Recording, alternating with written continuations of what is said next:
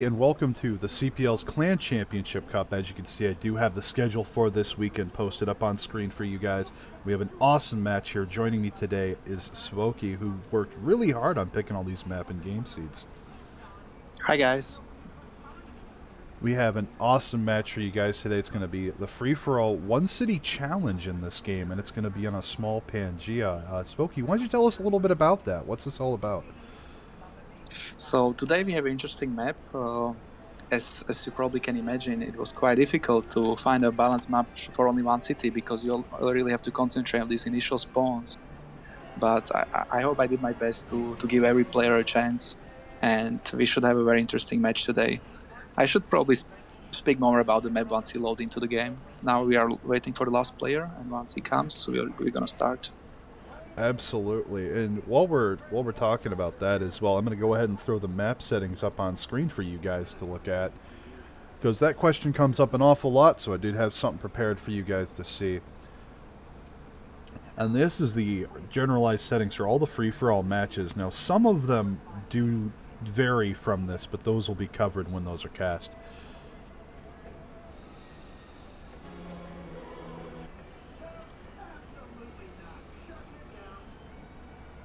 We are waiting for FR's player right now to get on in.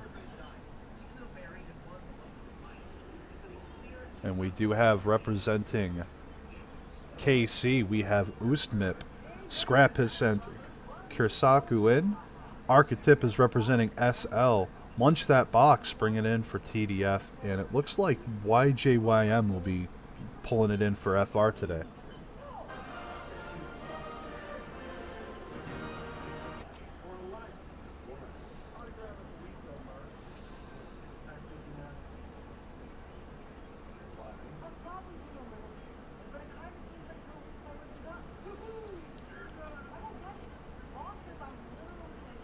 Okay, looks like we are full house now.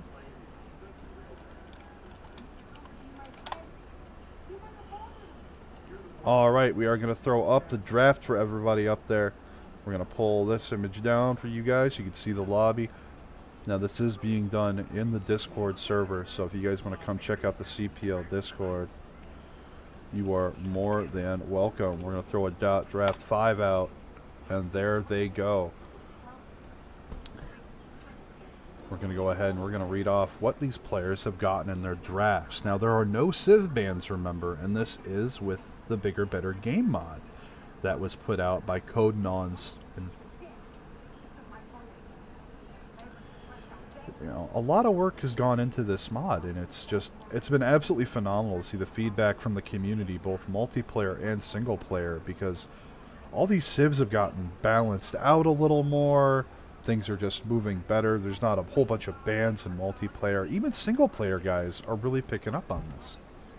I cannot agree more. I had 3 months break during summer, and I just couldn't believe how much work has been done in this mod, and it's really, really good in my opinion right now. And it makes some games really balanced, and actually makes some civilizations actually be able to play it, because before it wasn't. Some civs were just too broken; they were not able to be played. But now everything seems to be playable. It looks like they are getting themselves swapped around in their proper lobby order. I did do a randomizer over on random.org, and that was posted for them 30 minutes prior to the match so they could get in the right slots. And it looks like YJYM did drop out, but he's still in Discord. I wonder what's going on with that. Now, TDF's player Munch That Box, his draft included Arabia, Chandragupta, Indonesia, Mapuche, Norway, Nubia, and Scythia. And right now it looks like he's really favoring that Scythia pick.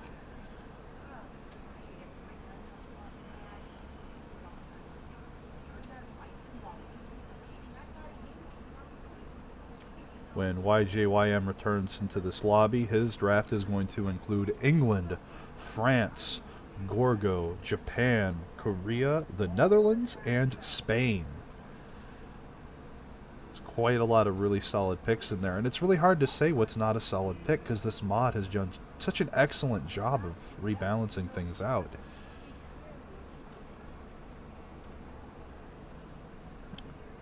Kirisaku is going to be picking up China, it looks like, from his draft, and his options included Australia, Brazil, China, Gandhi, Georgia, Pericles, and Scotland. Ustmip here still a little undecided as he looks over his draft of Cree, Congo, Mongolia, Persia, Poland, Rome, and Russia. A lot of personal favorites for me in that draft. I'm a little confused. Is this war game or not? It's always war. Okay.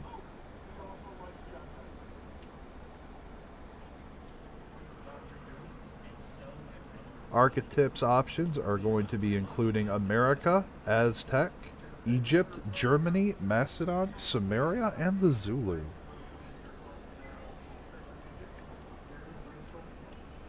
So this is going to be a pretty awesome match. And there's YJYM coming back in here, so he'll be good to go. I'm glad to see that got worked out in short order.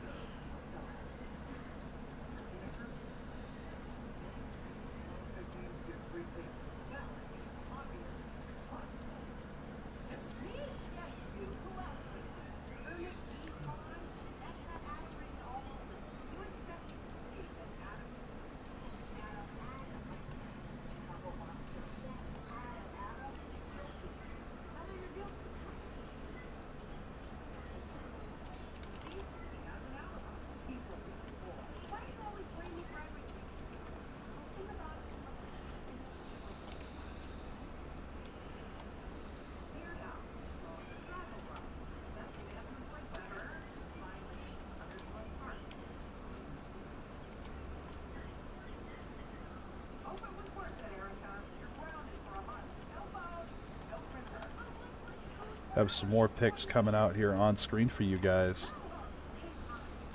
I really like the Patra pick because food will be very important this whole game. So these trade routes of Egypt will come very handy. That's a really good eye right there for that one.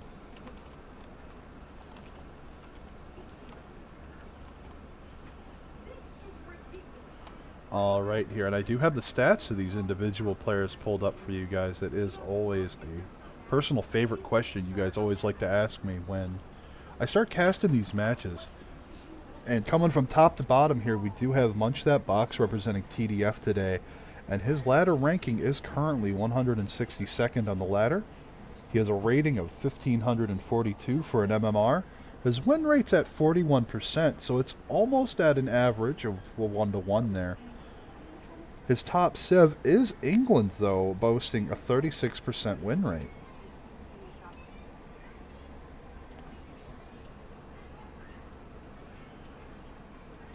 And YJYM seems to be unranked right now, so this is his first time stepping out into the limelight. We could be completely caught off guard and surprised here.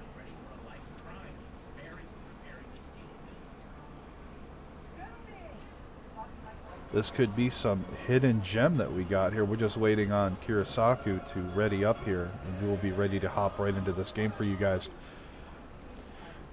Taking a look at Kirisaku, speaking of the devil himself, he is ranked number 63 on the ladder, boasting an MMR of 1,773.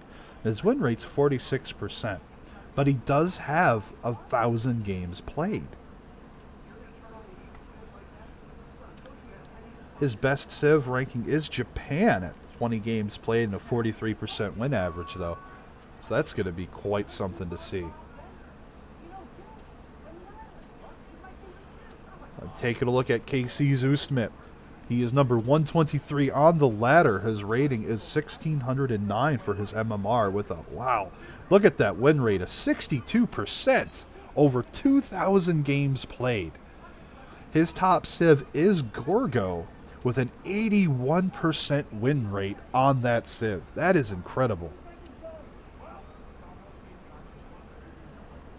And representing SL with Archetype here, as we're loading in, as you all can see here, he is ranked number 50 on the ladder, an 1,801 MMR rating and a 66% win rate.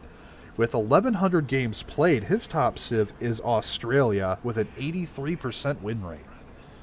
Now, we have some really big top dogs in this match, man. Yeah, some of these players are common competitors of mine, and they're pretty good players. Especially Ustmip plays a lot.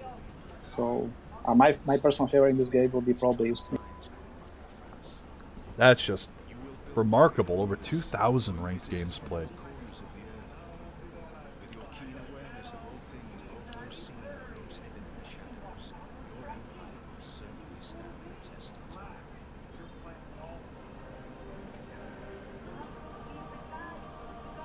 A big shout to... And something went wrong again. What do you mean something went the map wrong? is the map is not the same again as I want it to be. I But put the let's. seeds where I was told to, my man. No, I double checked them. That's really weird. I'm not sure what's happening. Is if it's dependent on civilizations or what? Let's just check. But the map looks similar, but the spawn locations are not the same. So I'm not really sure if it's working as we want to work. All right. So the map's a little bit different, but that's all right. Let's see here. What do we got going on? Everybody just chatting away a little bit here. Just to throw a reminder out there to everybody that this is an always war game. No trading. No talking to each other and planning and plotting.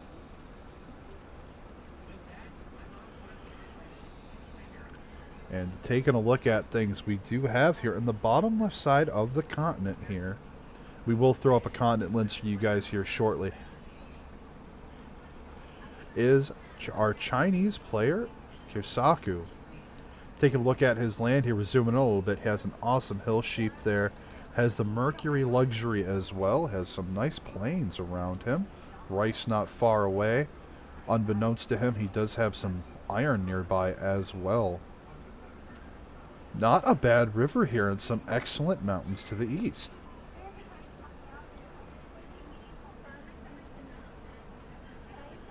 Now, northwest of him, however, is our Scythian player, Munch That Box for TDF. Now, he did start spawn on coastal side here. Started on T. On coffee, I apologize there, everybody. Having that food and culture on the grassland. Has ivory nearby. Has the double horse very close by. And that is in vision of that settler, that first horse there. So we'll have to see if he wants to move towards this river here. And it looks like sending the warrior that way. Yep, and he's going to see the sheep there on the hill. I personally would like to see him make the move towards where that warrior is at the settler. Or at least on the horse itself, maybe even. He has some excellent chops there. Really great tiles just above him to the north for a great expansion. And he has a second iron to the south. Now, he doesn't know the iron's there yet. And it is going to be in the direction of an opponent. Yeah, Munch did a very good move. I think it took him like 2 turns, but I think it was worth it because he has much more heals to work with. Oh, absolutely. Next to the double horse, so it was good to move inland. And this brings back to another point that I bring back in pretty much every match that I cast, and that's exploration and how important it is to look around, have a little map control out there to just see what's out there. Let's take a look at our other players. We do have a lot of city-states over there on the west side, but there are plenty throughout the map as well. Nobody in the middle per se. However, we do have our Russian player, Ustmip, here. Look at that St. Petersburg settle. Just absolutely beautiful. All of these hills to work with. Some good food as well with the wheat. Has the horse. Good silk there in the woods.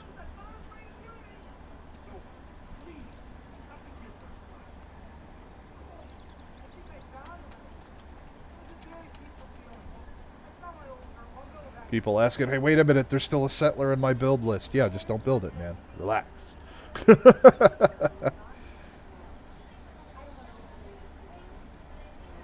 Look at that. The beautiful hill sheep, the horse as well. That land grab for Russia is just so amazing. And it can do so much for you. 20 IQ. Jeez. You're killing me, Smalls. And remember, this is a One City Challenge, and as much as this would be an amazing map to see in a normal free-for-all too. Just look at how beautiful these tiles are. Oh, look at that Gorgo settle as well. Has the triple mountain adjacency for a campus there to be a pocket. A nice amber there as well. Can buy out to the horse to the south. However, no iron nearby, so there's... Oh, no, that's not true, because this iron here is 3 tiles away. So it's going to be an expensive buyout to reach that. But our Gorgo player will have that. Someone got a wonder start? No. No one got a wonder start. There are wonders nearby, though.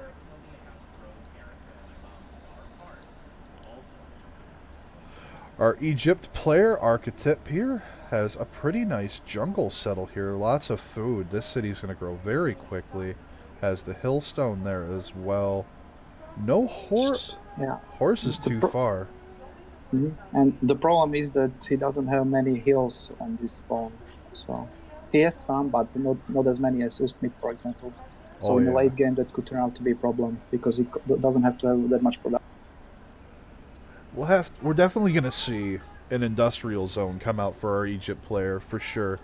And he does have good tiles to basically burn for them. He's not going to sacrifice a hill when he can kill them. The marsh with, you know, clearing out the marsh. He has the flat grass here as well as up there below these 2 T resources. So he has the extra tiles to use for it. It's just going to hurt him really early. Yeah, I agree. And he can also put a very nice complex with commercial zone and industrial district. Industrial and harbor. That triangle next right to his capital. So I think we're gonna see some naval play from him. That'll be some beautiful adjacency.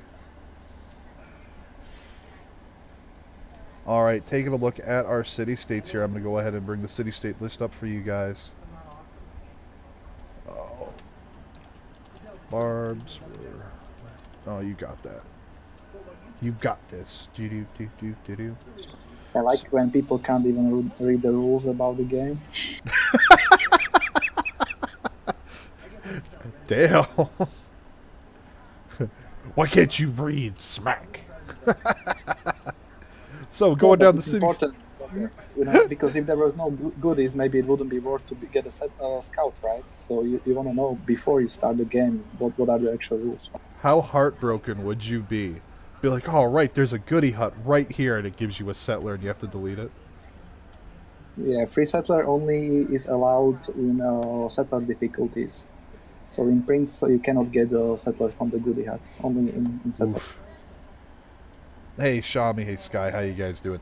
So going down these city-states now, we do have Leventa and Yerevan for religious city-states here, if there want to be some religious plays utilizing them. We have Kabul and Carthage for our military city-states. Plenty of scouts coming out. We do have a couple of builders here. Hirsaku's sending this builder out pretty far here, just past the deer. Probably looking to get...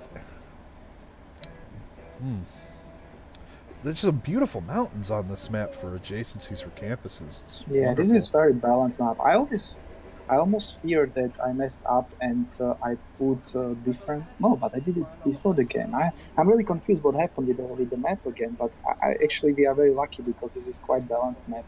And every player has a very nice pawn, city to work with right now. So I was wondering if you would choose one city, which one would you choose right now?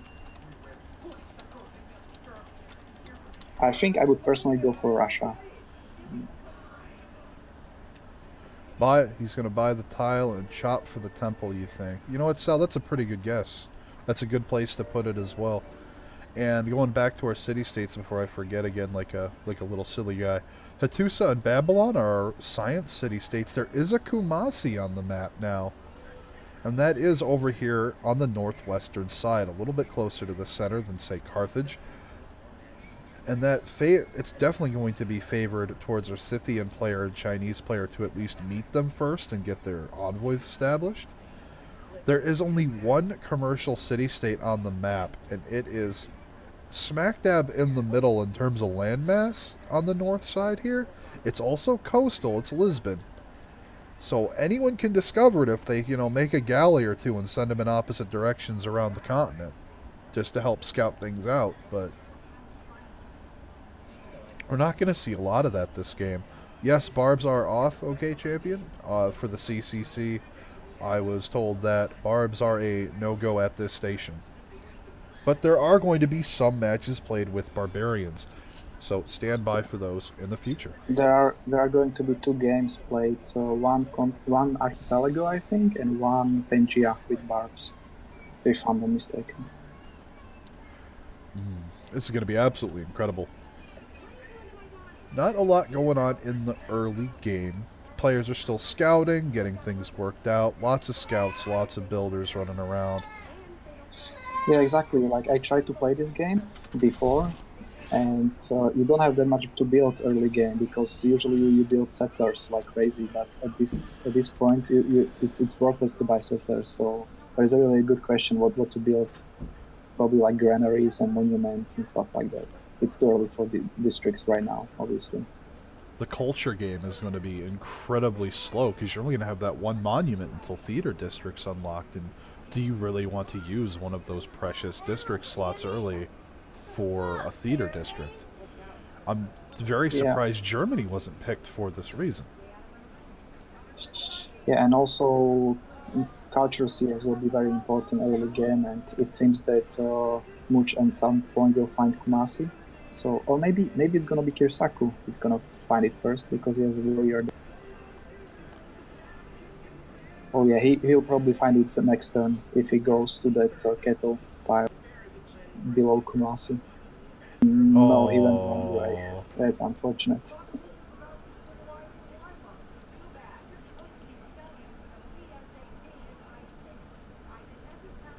Maybe Kumasi warrior will go south and we'll meet him. We'll see.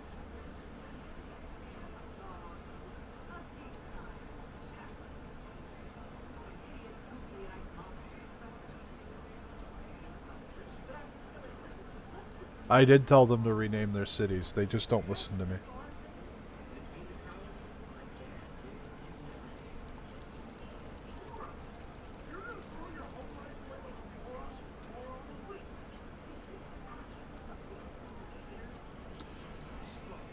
Let's see here. We do have Munchsat Box's warrior going all the way up here along the coast. Seems pretty eager to see what might be out there.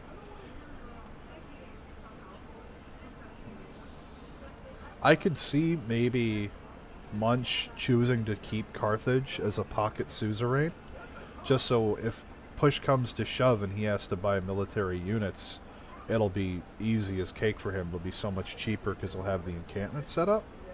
If he wants to get aggressive against the Chinese player Kirsaku, which is right next to him. Well, the thing is that you don't benefit that much from killing because you have to raise the city and you just have to spend production on military that other players on the other side of the map will be spending on some useful stuff. So I'm not sure that we're going to see too much warm gameplay in this game. I'm really curious. Hey Turd, how's it going? Check for Golden Ages. We are still in the ancient era, as you can see. We still got quite a ways to go because you're not going to see all these large city counts and different populations cropping up in the multiple cities to help inflate science and culture to push that along to the next era. So this game will be at a much slower pace at first, but it's going to change. And take a look at this over at China here. Oh, thank you so very much for that. How you guys doing today? Right on that builder, he cleared that out. Yeah, that's a very smart play. Temple of Artem is extremely useful in One City Challenge because you can get very tall in your cap. So this is excellent play from Kirsaku. Now the question is he alone going for it? Egypt going for early religion is gonna get it next turn. Oh yeah. We do have our Egyptian player Archetype taking Divine Spark. Sparta took, or Sparta, YJYM has taken God of the Open Sky. So some pretty solid picks out there right now. That culture is going to be really big where he can get it. Ustmip, Kirsaku, and Munch have not yet gotten their pantheons set up. And having that prophet next turn, that's going to be something to see here. I wonder what he's going to take. All right, I think he's going to take culture from religious buildings because that's going to enable him to get to political philosophy much faster. I would imagine that that's what he's going. Yeah, that's a really good point as well, is those smaller bonuses from faith are that much more important now because you're on one city. You know, you have culture from your population, the two from the monument, but there's nothing else. You don't have a monument in 5 cities giving you the 10 culture. You don't have a 4 or 5 cities sitting at 5 population for that free culture and science, and that's really going to bog things down. But Archetype finding a way to work around that. Couldn't get the open sky, but he couldn't really make a lot of use of it. So instead he opted for Divine Spark, which is always beneficial. Waiting to see him pop the Great Person for religion out here so that we can see what his choice is for this.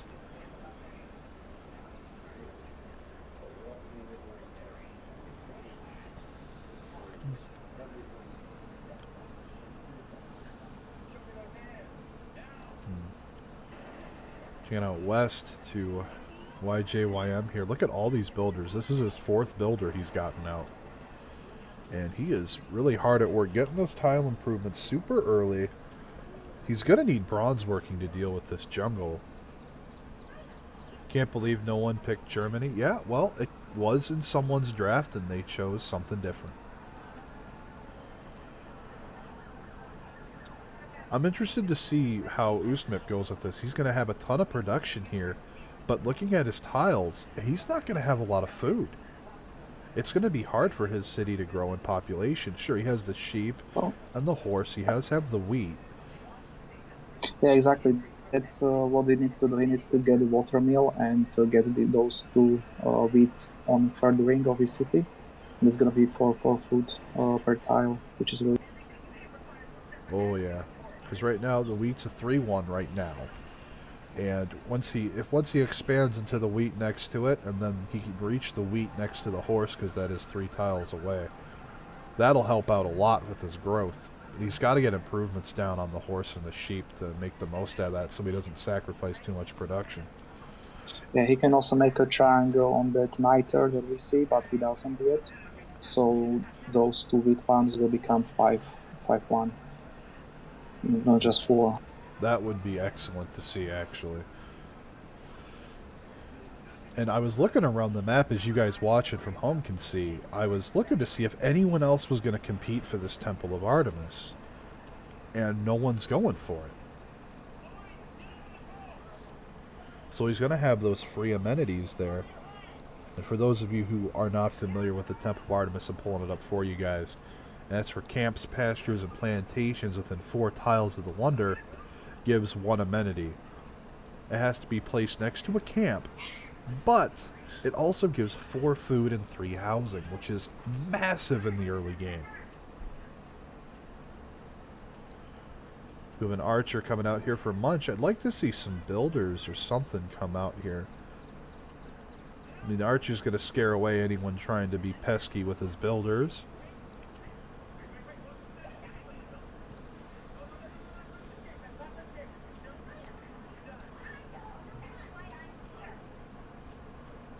You have the government plaza coming down for Ustmip pretty early.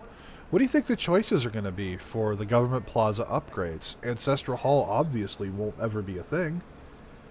Absolutely not. I think it's going to be the tall one. I'm not really sure what's the name, but it gives you 4 housing, I think, if you get a government, a governor in a city. So that's definitely going to be the choice. And who would your governor of choice be? Hey, how's it going? Thanks for the host. You know, what would your governor of choice be in a One City Challenge? Would you be opting for, say, Pingala?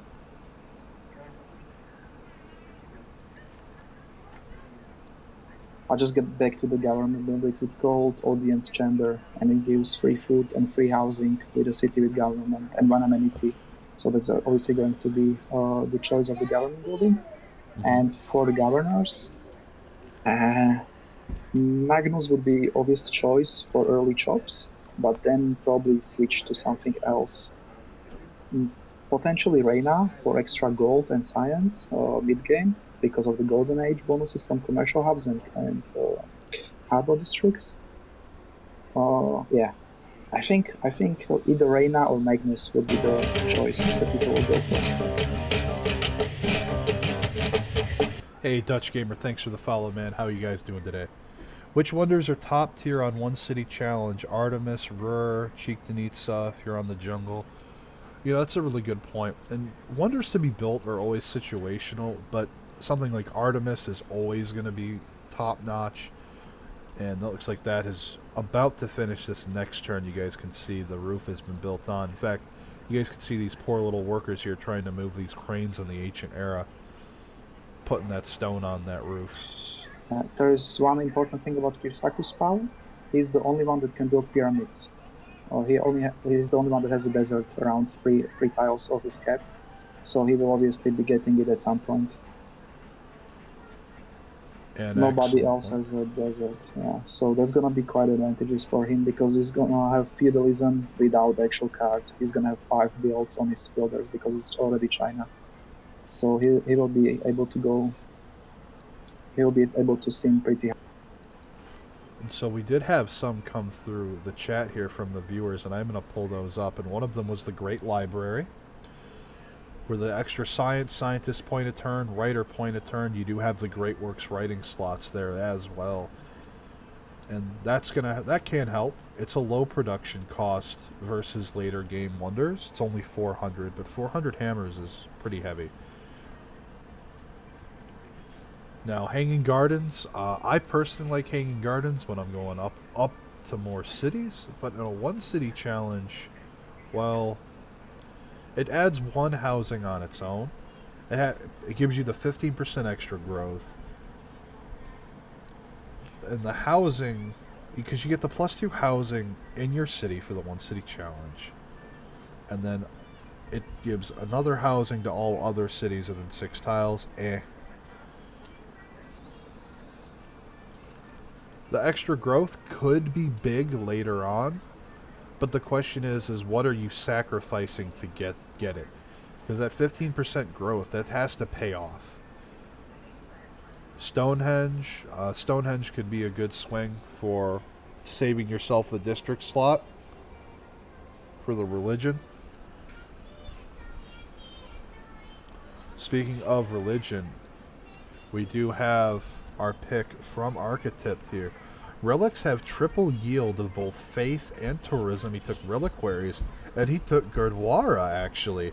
Allows the construction of Gurdwara +3 faith and +2 food. I'm really surprised to not see the choral music here. Yeah.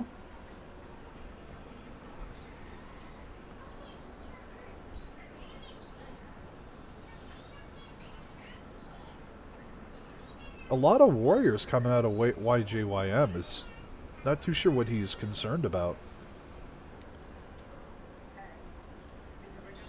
Yeah, I feel that's a huge waste of production right now. We could be doing better things.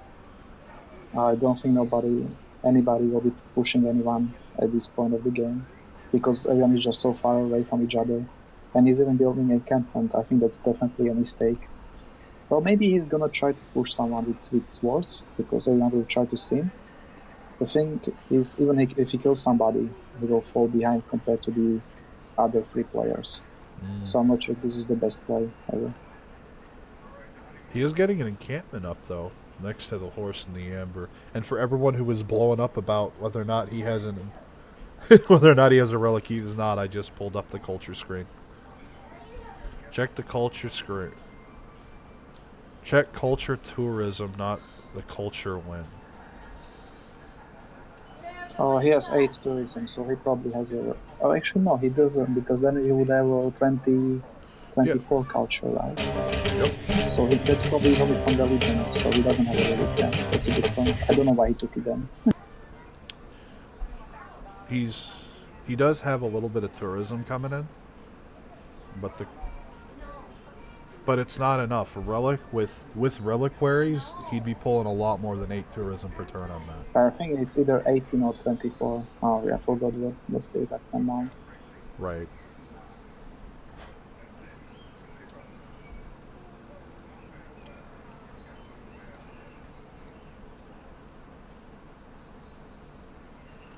Oh, we do have a district coming down here. This is going to be that commercial hub on the river there. That's going to form that triangle later. So, What's up? funnily enough, Kumasi was discovered by Ustmip. I don't know how it's possible, since it's almost on the other side of the map, but yeah. Those two guys failed to find Kumasi first. So he has that first envoy, and he already has Amani. If he can lock in Kumasi, it would be great for him, because he would get so much culture for that. Jeez. Thank you for letting me sleep. You're welcome. No!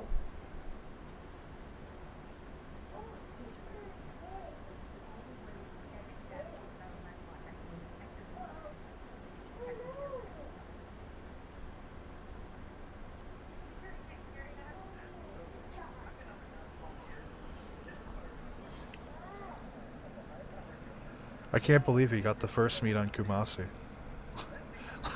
Of all people.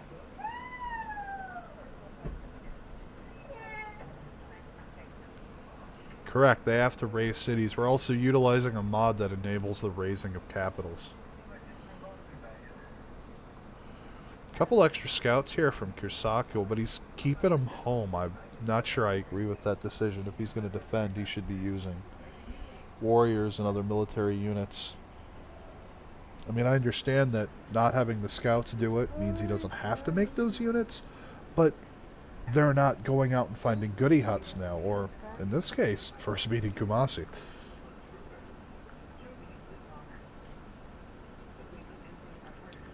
Now, Munch did take Earth Goddess for his Pantheon.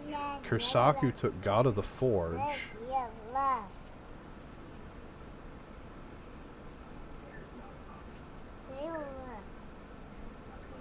Ustmip has picked up oral tradition as well, so we're going to see a bit of a culture play here. And Ustmip does have a campus up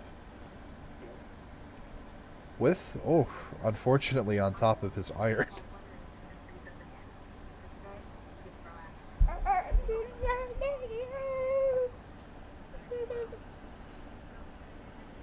Now, looking at the demographs here, it's still pretty early to look at demographs. But it's 7.6 science per turn from Archetypes Egypt. He's got 5 technologies done. But 9.4 from YJYM. He has 4 techs done already. Now, he's behind in techs, which means he's probably beelining something a little further on that's classical era styled. Ustmip's Russia is at 8 science a turn with 4 as well, so I'm wondering what he's picking up.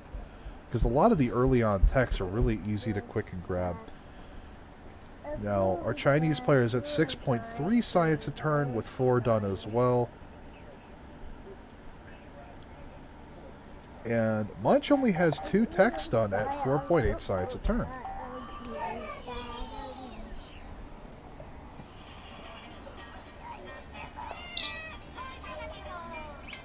He might be rushing horse riding or something. I'm not really. Perhaps, but he's going to need the encampment in order to make any of these units.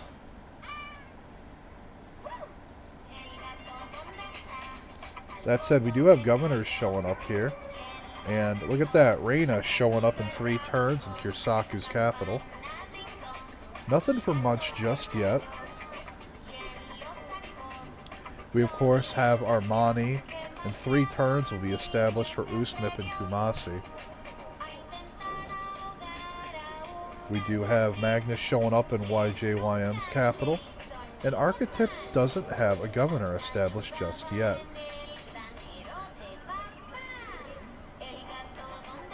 Oh wow, look at this. What we thought was going to be a district. Archetype steals Stonehenge as well. So he's going to force the other players to make that decision to make the holy site?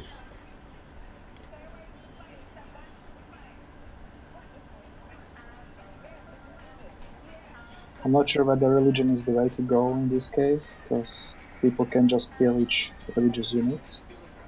So I'm not sure what he meant by this. Maybe he's just trying to get Golden Age, but he blocked a pretty good tile needed at Stonehenge. I'm not really sure what he's trying to do. And I can't see his apostle, so he must have upgraded his religion. Yeah, he got Defender of the Faith, which I also don't think is optimal in this case because, as I said, we're not probably going to see a lot of fighting. So he could have went for something more sim-like. I mean, I like the thought behind the Gurdwara, but I think that should have been picked up third or maybe fourth instead of his first two. Because there's so much to do early on with builders, chopping, improving tiles. You really don't have those extra charges to use to make those improvements. You don't have the extra dead space tiles snatched up just yet. Yeah, and Hypatia is on, and Ustmip is the only one that has a campus right now. So I'm presuming he will project it out. He has some forest to chop, and he has two builders. One builder. Guys, I know you want to see who's in a golden age. We still haven't left the ancient era. They're blowing up chat. Check the golden age. Guys, we got 6 more turns. There is 5 more turns, and I think Archetype and Ustmip might get to golden age at this point. It's double the cost of what it really is, right? Uh-huh. Is it a 1-point merit or do you know? I want to say it's 1, so she'd pay 2. Okay, I wanted to check. Yeah, you good. Era score. I mean, yeah, we could look at era scores real quick like. Let's see here. Where that at? There we go. Details. Okay, so era score 22 for Archetypes Egypt, 20 for Ustmip's Russia, 14 for Kirsaku's China, YJYM 10, and Munch That Box an era score of 16. So our Gorgo player might try to swing into a medieval heroic age, which would be pretty interesting to see. He did get Hannibal Barca. He is scooping the generals up. Some of them are worth more than just being a general.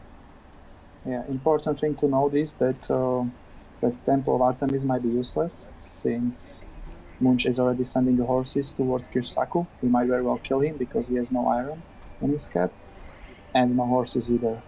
So that's going to be ancient units against horses, which is very unfavorable for Kirsaku. And I'm a little bit afraid that he's going to die here because he also can purchase horses with faith. So it's going to be a really tough push, I think. We'll if he can get some spears, then maybe he can defend. But well, we'll just see. Well, it has to be a quick war because, especially in One City Challenge, you can't bounce back with only one city very fast. So he might be able to kill Kirisaku off, but is it going to be worth it instead of just letting him be? Because it's not like he can encroach on you per se. He can't really threaten you because Munch can go up.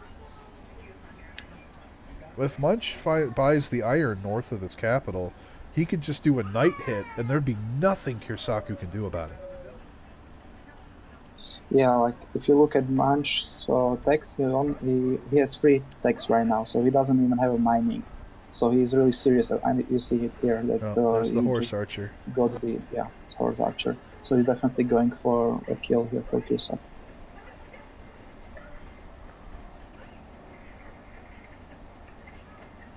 Eliminating a player early on, if it can be done quickly, can be worth it, but gotta be careful. Now we do have no suzerain at Hattusa yet. People are fighting over it. However, YJYM is dropping his Armani in there. So once she's established, he will secure the suzerain of Hattusa. And Ustmip's trade route to Kabul is right now doing 4 culture, 1 production, and I think 7 gold. So that's a very nice trade route because he's already Suz of Kumasi. Yeah, that's So it's going to be very insane. beneficial. And once, I believe, Laventa's in range for a trade route as well, so once he gets a commercial hub set up and established, he'll be able to make use of the market bonus for the trade route to send another to Laventa.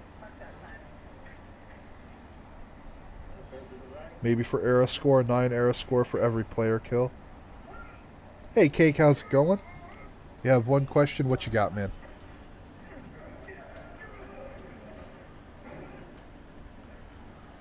Oof. Oh my god. Kirsako is going for another wonder, and there are 2 horses on the way already. So oh no. I'm not sure whether he's going to survive this. Can you take City State on this game mod? You can, but you have to raise them. And keep the capitals of others. For this variant, for the tournament, we're using a mod that allows you to raise this enemy cities you take, because you're only allowed 1 city. So we're looking at a horse archer and 2 horses here. He's going to need at least another horse or 2 to take the capital because of the river.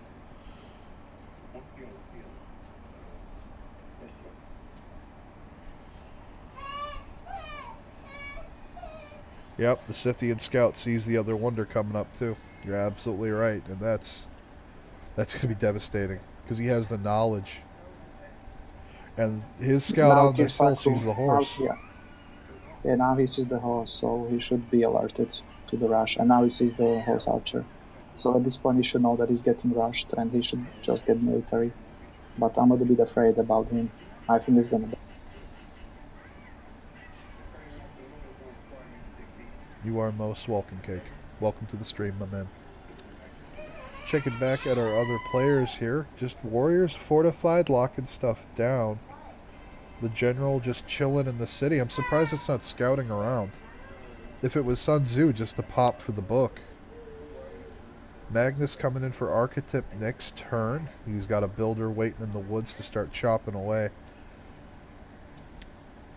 I'm interested to see what the follow-up is going to be, because that Stonehenge is where, you know, we were planning on saying, hey, the commercial hub should be there for the triangle. But that can't be there now.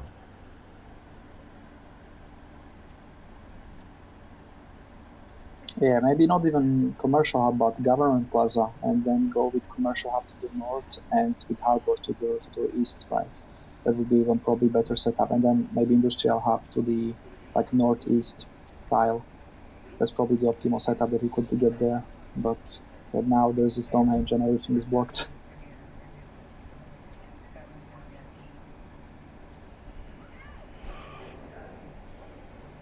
And Hypatia is secured by Ustmip as well. Completely uncontested on the Great Scientist still. Now, our Gorgo player YJYM, he is gaining 1 scientist point a turn. So he'll be able to keep pace for now. But once Hypatia plops that library into that campus, it's going to be quite something to see. Oh yeah, Agathy. He chopped out the prophet from the holy site. Yep, he got the apostle from Stonehenge, but he also denied Stonehenge to all the other players, which means he got the era score from the wonder, era score from the religion. He's getting extra points across the board for his religion, for the apostle itself, and you're also forcing all the other players, if they want to make a religion, they have to sacrifice that district slot. They can't take the easy way out and make Stonehenge. And Sphinx adjacency, you're very right, Sal. Those odd cultural improvements that things like Egypt have, that Gilgamesh have for Sumeria, you know, those buildings are absolutely awesome. People underestimate them a lot. Lots of archers coming out for Kirsaku here. It looks like he's going to rely on the woods and the hills and the jungle here in order to help shore up his defenses and the melee combat strength against the horses. By the way, can you hear me now? Sound Oh, I could hear you the whole time, man. okay. So yeah, as I expected, Russia and Cleopatra got a golden age. So yeah, those are the only two that got. Yep, everyone else is cycling through normal. I wonder what's Much going to do with those horses after he kills Kirsaku. I'm thinking he's gonna go try to harass Ustmip with them. Well, we'll see what's gonna happen. But there's quite impassable terrain between Kirsaku and Russia, so it's gonna take a while for those horses to arrive there.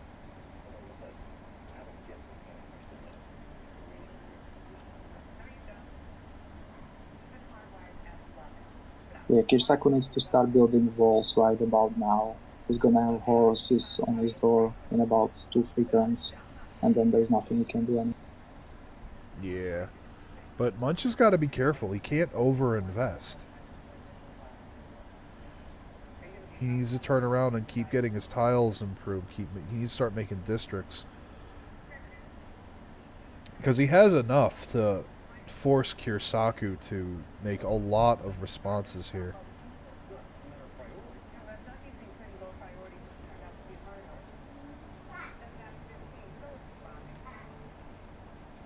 Now he definitely knows that he's in trouble. 3 horses on his border, 4. Oof. Hey, look, walls. Yeah. So he's gonna probably be able to get those walls, but without any classical unit, the city defense is so low that you can actually bash with horses, and you'll be able to kill it eventually. What Kirsaku should do right now, he should declare on Much, so that the trade route doesn't go any further, so he has some kind of natural protection with the forest. Otherwise, there's going to be road going all the way to his cap, and it's going to be even easier for Much to push through. Yes, and that's going to be a death knell now. I mean, if you look here behind the Temple of Artemis, Munch has snuck an archer all the way around. And he's he's also going to got... pillage. He's going to pillage the trader that is going to go back. So yeah. buys out a spear in the capital. And speaking of builders, Munch does have the 2 builders back there working away, so glad to see that he's doing a good follow. One problem with spearmen is that they don't have a protection against range units the same way as swordmen do. So, and the Munch has really nice and strong archers with 4 movement, so they're just gonna decimate those spearmen, and that's gonna be a big problem. I think that's gonna be the biggest problem. Those Saka archers behind the horses, they're just gonna start killing units now. Yeah, these horses are bashing right into these spears. He doesn't have military tradition, so he doesn't have the benefit of having the support and flanking bonuses. More spearmen coming out getting chopped. Now, he did get his city strength up to 30, so that's going to help out quite a bit. That scout is pretty adventurous there. Yeah, he's gonna die this turn. Yep. Yeah. Poor guy, didn't stand a chance. Another problem is that, well, Kirsaku seems to be defending quite nicely. He chopped out all that spear and did another one. So, yes, he might hold actually. It's very nice that he was able to anticipate his rush and prepare with walls and everything. And it's because he had that scout up there next to the sheep on that wooded hill. He was able to see it coming. It comes down to having the knowledge to make the right decisions because he kept his eyes open. He kept scouts out. That archer's going to pillage that trade route there. Can you check Scythia gold per turn? I cannot because of the current spectator mod. I also don't think I can, but I'm going to check. Because we have nothing to trade with how the current mod works, it won't let us. Yeah, I also have 0 resources, so I cannot. Here we go. We got horses coming in trying to punch at these spears, and they're getting beat up pretty bad. He's got an excellent formation here.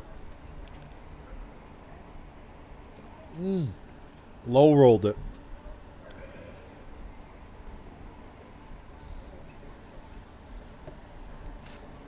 Oh, wow. Chooses to cross the river with the spears to finish the horse. Oof.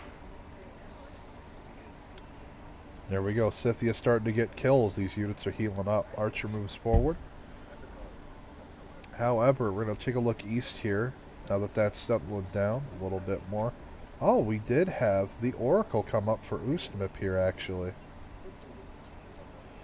So he is going to be using that to generate more Great People points as well. Keeping up with YJYM's scientists per turn at 2. And look, oh my god, Franz is doing push towards Archetype and he has no units at all. He's gonna die.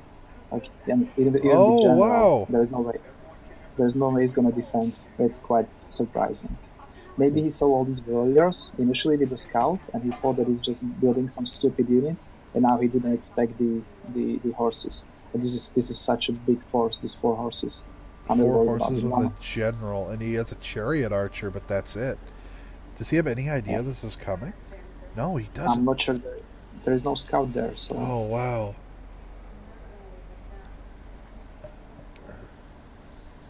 Even if he doesn't kill him, this is going to do so much damage to Archetype. Basically, he's gonna real him now. And Ustmip will be in dominant. Ustmip will be in dominant position after that, because he's the only one not in war right now. All other 4 players will be fighting, and he's just listening, and he already is Hypatia.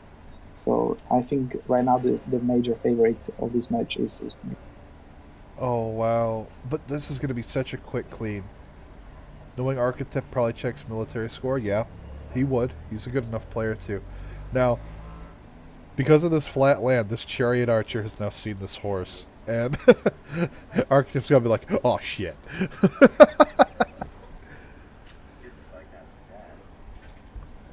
Now, Archetype also grabbed Hanging Gardens, so his population is going to be going up a bit faster as well. So working more of these tiles, he's going to be able to get more things made quickly, but is it too little too late is the real question. And YJYM still got all these warriors sitting back at home. He's about to improve his iron. Ustmip is just chilling out, got his trade route going, building up, has a warrior coming out as well just in case. Looking back here at China's lands, horses are withdrawing.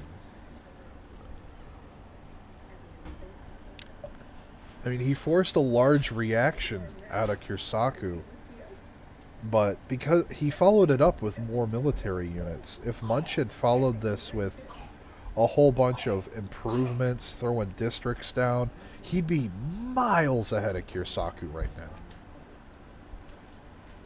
Architect just declared on the French player, but he also lost a trade route to Hattusa because of that, because the YGIM player, Gogo is the Sus of Hattusa. You know, YJYM, I hate to say it, but you're being renamed to the YMCA. YMCA, okay, I like it. Oh, look at that. Chariot Archer took the shot on the horse in a marsh. Oof. At this point, he could even try to rush Cap, because he can strike with the first horse, the city center next turn, and then he can strike 3 times next turn. Yeah, so he might be able to clean it. He has no builders to chop right now, so this is very tricky for Archetype. But only has 1 unit against 4 with general.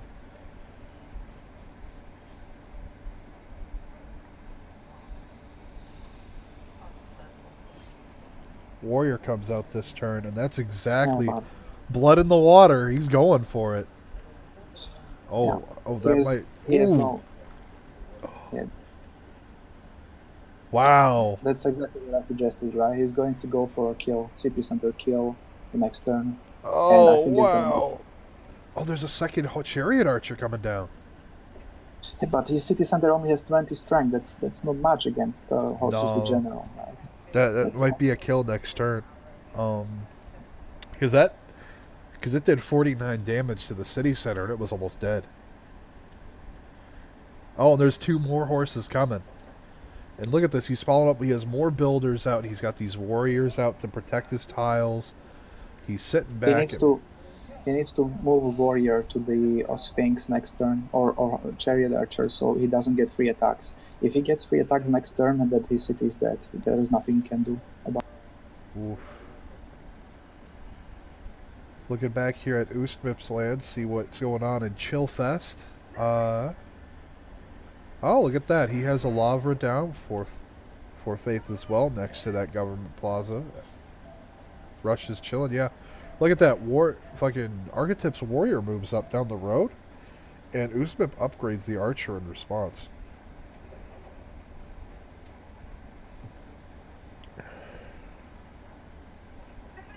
I'm really curious what's gonna happen in Egypt. Oh yeah. Okay, so he defended one tile, defended second tile, but it isn't enough. Oof. If he can first click that promotion onto that horse, it'll save. But even then, he has 3 more horses coming behind it. That's going to be... Oof. This is a pretty small investment. Because he's just going to be scooping these generals. He's going to get Sun Tzu, and he's going to get the free book. And that's going to be quite a bit of a bonus for him. So YMCA needs to be faster, because once he gets promotions on these Chariot Archers, those are going to be deadly for horses. But we'll see what's going to happen next round. I think the next round will decide whether this will be successful or not. Depends how many attacks he will get on the city center. If he can get all 3 attacks, I think this city can die. Now the question is the right move to first move the horse into the city center, shift the general horse into that now empty tile because it'll die from the attack, move the horse up and hit with both on the city center to get all 3 in. Yeah, the question is whether he's not going to get walls in 2 turns. So we're it's about a bit to tricky find out. Yeah. One way or the other, this is going to be close, I think. Here we go. Let's see what happens.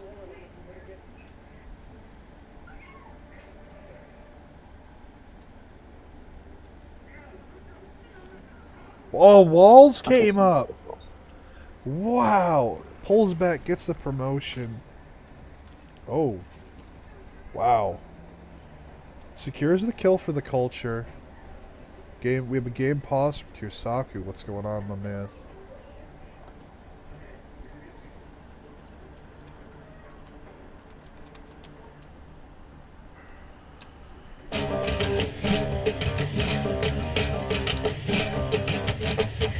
Hey, Cruz, how's it going? Thanks for the follow, man.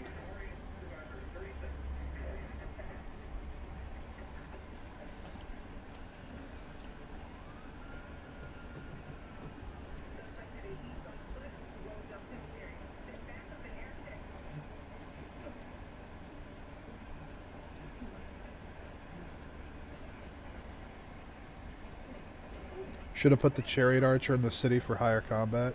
It's probably going to cycle out.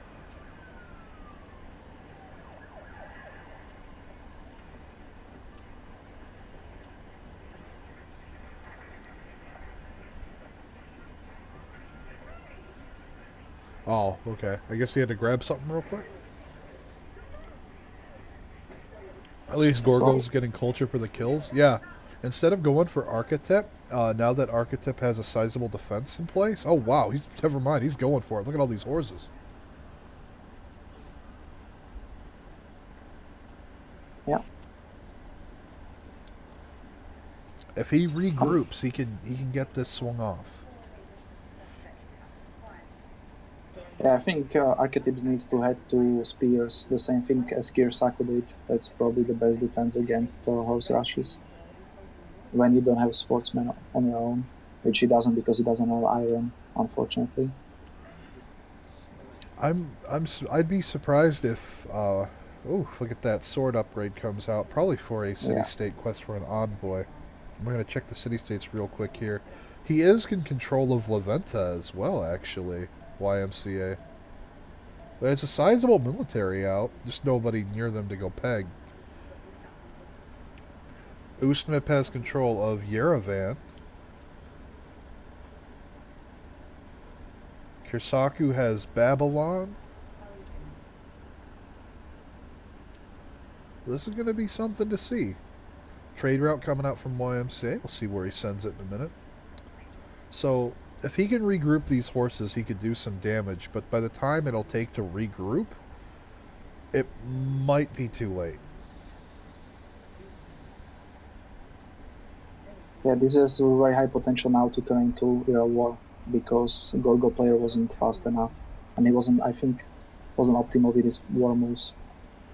So yeah, it was very nice push. I really like it. I was thinking the archetype would die, but yeah, very well played from archetype.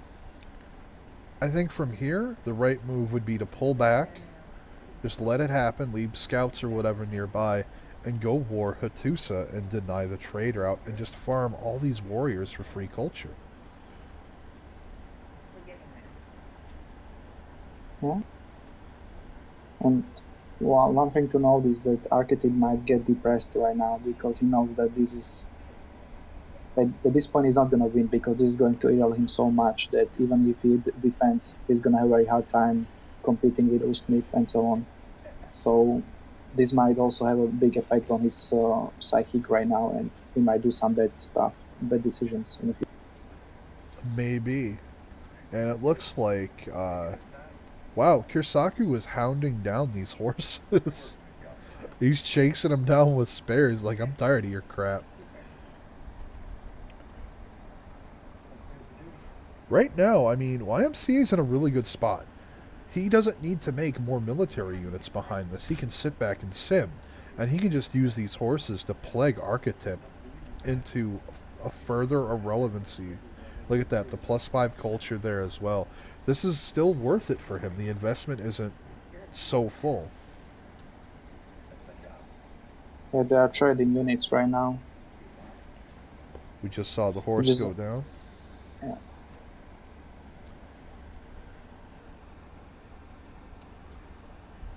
If he can clean up these chariot archers and surround the city, he'll take it. And there comes the district plop of the theater square +4 culture from Archetype, trying to get into some very important policy cards. Beautiful, beautiful campus here for YMCA and that triple adjacency mountain right there.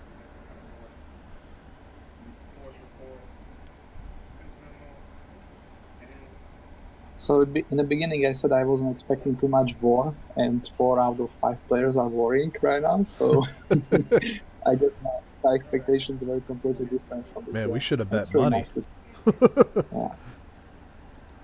All right, look at all this. You know, big hello to all you guys that are joining us right now, coming into this One City Challenge free-for-all map. This is going to be absolutely awesome. And Archetype's scout up here is getting smacked around by Yerevan's warrior. It does have 3 promotions on that scout. Oof. Big hits coming out. Horses onto the chariot. Oof. This horse getting beaten down pretty hard. He's going to kill it with warrior, and he's going to make a general retreat now. There's a big for Archetype because the warrior still has a movement. I think he can do it. I don't know if the warrior can actually move. I thought he was in the city center in the beginning of the turn, wasn't he? Yeah, it's Okay, double fortified out. Hey, Harrow, it's glad to see you swinging by again as well. It's good to be back. Big thanks to the CPL guys for inviting me back to cast.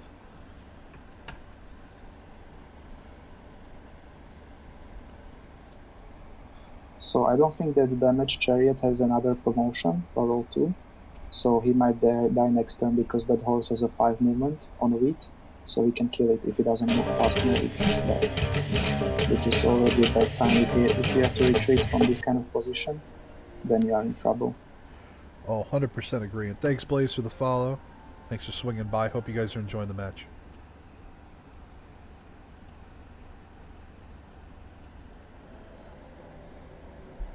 Oof, here we go, coming in to turn 44, 45.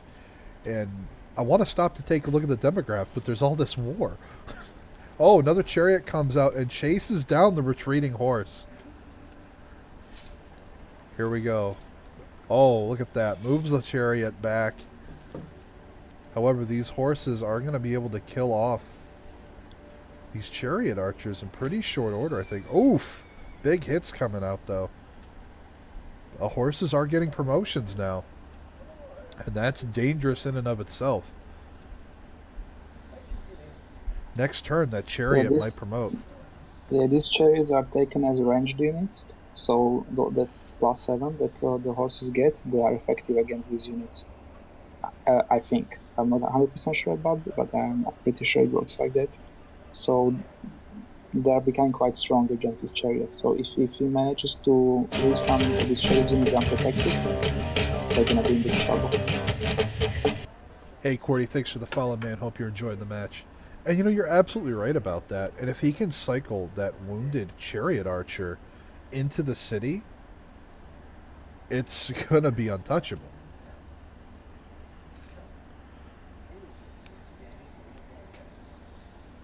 Yep, he's moving the warrior out to make sure he can get it in.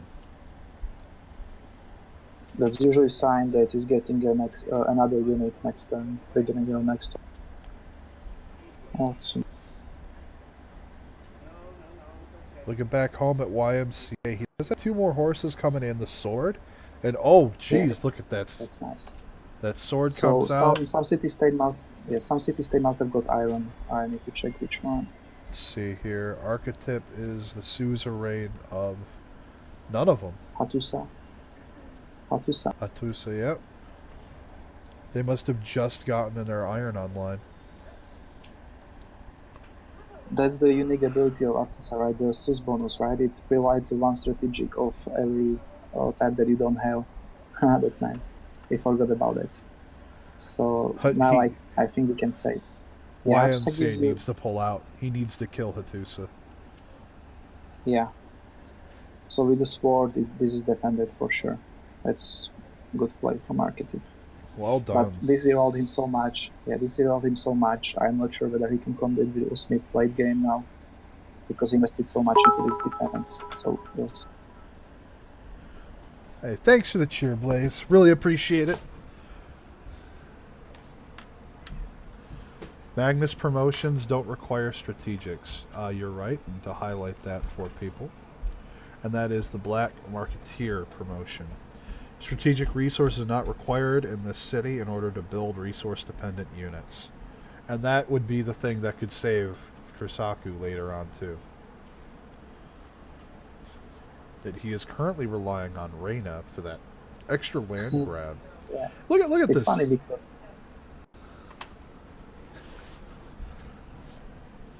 Yeah, Kursaku is pushing, apparently. That's interesting. He's chasing... Look at this spearman with 2 promotions. It's just hounding these horses down. He's like, no, you're not taking my city-state. You get the hell out of here.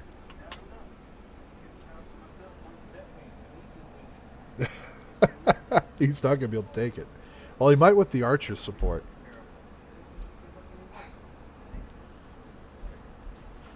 Yeah, he's chasing him down, and he's building up behind it. He's got his campus tucked in the mountains next to his government plaza. Whereas Munch has gotten his government plaza down, but he doesn't have any districts out yet. He needs to get... there's no real tile improvements here either. He needs to get on top of that. He chopped a lot of his land. Yeah, this is what can happen to you when you a war. Then after it gets defended, you end up with nothing, like Munch right now. So, yeah, although I really thought that this attack will work, but it didn't, and now he's kind of irrelevant because he has like 1 district, which doesn't do anything for him. If you check science, he's on 5 science per turn compared to 20 of Ustmip, so he has 4 times more science. So, speaking of the demographics, we're taking a look at that right now, and Ustmip's got 13 text on it, 20 science a turn. And then below him is YMCA at 11 science a turn with 12 techs done. Kursaku at 13.1 science a turn with 11 techs done.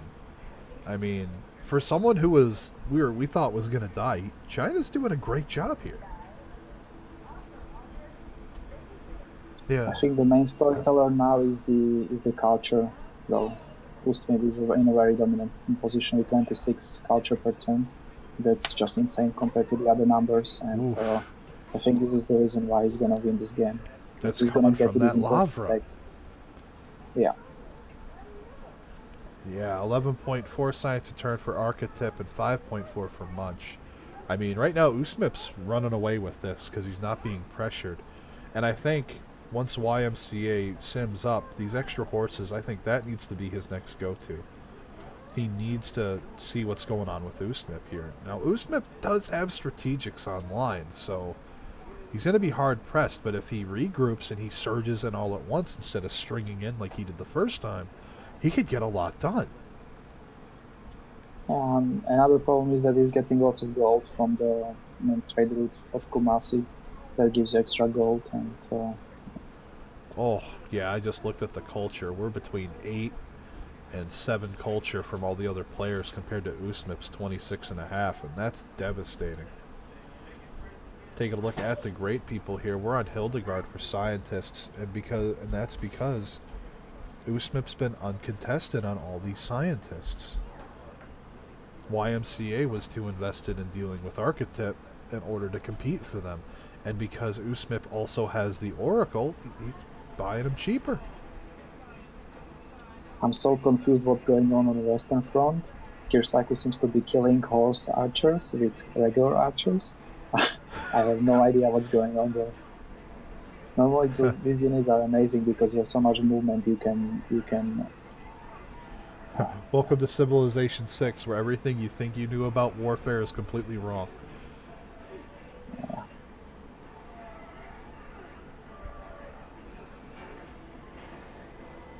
Oof. Like, he's got to be careful, though, because he's going to get flanked by these horses and this horse archer.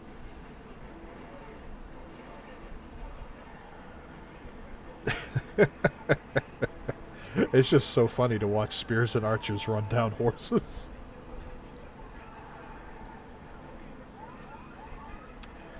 I'd like to see some more builders come out from Ustmip here. And, you know, YMCA's kept this scout near Ustmip's land, so he knows.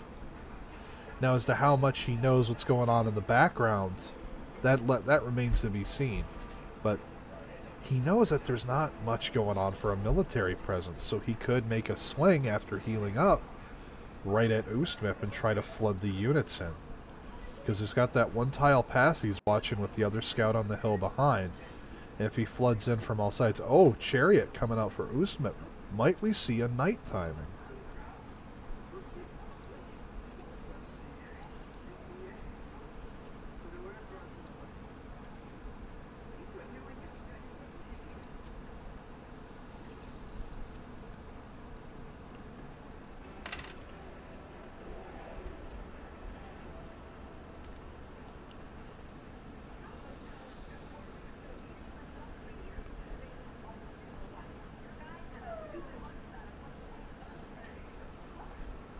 So surprisingly, YMCA is the first one on a apprenticeship. So his mine are doing 1-4 now, which is really nice. Compared to the other players that are still stuck on 1-3 or 2-2.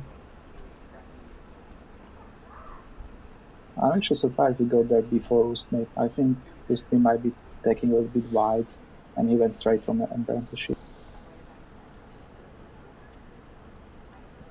We won't be able to really see until a mine gets thrown down, though. He does have the watermill in place. We can see that with the wheat farm there being at 4 food. And we do have Confucianism up as well. Oh, look at that. Choral music and the cross-cultural dialogue.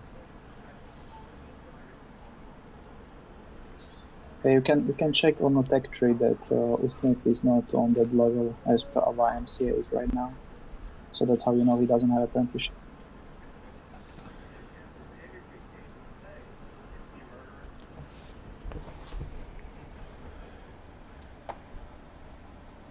Okay, if Kirsaku is going to kill Mooch right now, I'll be surprised.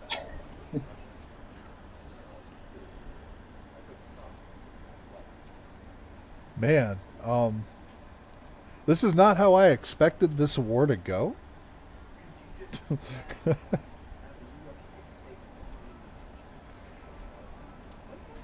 Oh my god, and YMCA seized Babylon, so all his unit got out of the borders.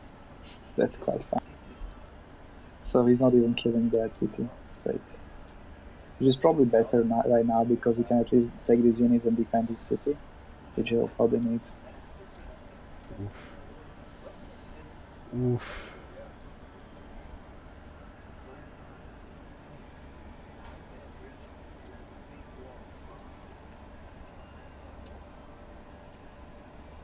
Now, it would be nice for the game if YMCA took all these units and went to era Ustmip now, because he's in a really good position right now, and if nothing will change right now, Ustmip will win this game, no problemo. But if YMCA takes all the horses and just harasses Lidl, then other players might be able to catch up with him. If he can take all these units and group them in that desert, and then just surge through, he might be able to get something done. But if he gets caught, then there's the Sun Tzu. It gets popped immediately for the great work.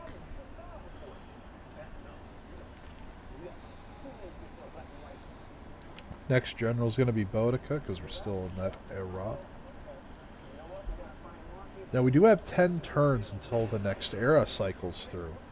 And it's going to be interesting to see where everyone falls. So taking a quick look here, we're going to take a look at the score sheets. We have a 51 era score for Ustmip's Russia. We have a 46 for Archetyp's Egypt. 37 for YMCA's Gorgo. 31 for Kursaku's China. And 32 for Munch That Box's Scythia. So, for sure, I think we're looking at YMCA, Kursaku, and Munch hitting either normal or dark. Let's see here.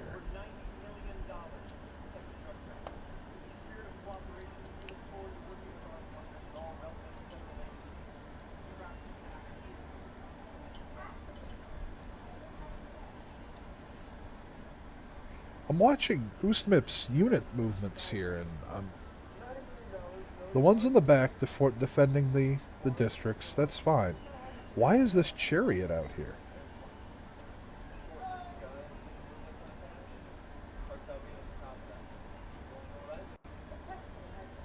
Maybe he's just trying to protect his trade route from pillaging.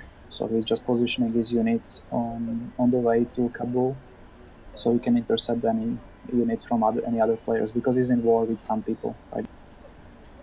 Fair enough, and he does withdraw it back to the farm to recover. Scouts moving around from YMCA a little bit here. I'm curious as to the approach that's going to be taken. Leventa is suzerained by him, so that's going to deny a bit of vision. Now Lisbon and Leventa are fighting, but that's because Ustmip has control of Lisbon. So there's going to be a lot of vision denial from Ustmip towards YMCA, simply because Leventa is going to intercept a lot of these scouts. And hey, thank you so much for the follow.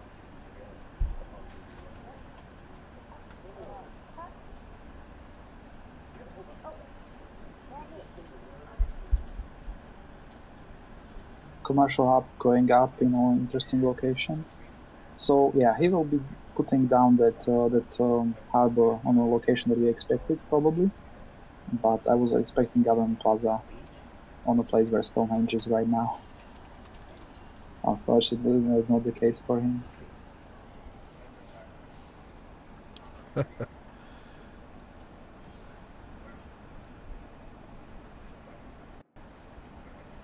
Yerevan's controlled by Ustmip as well.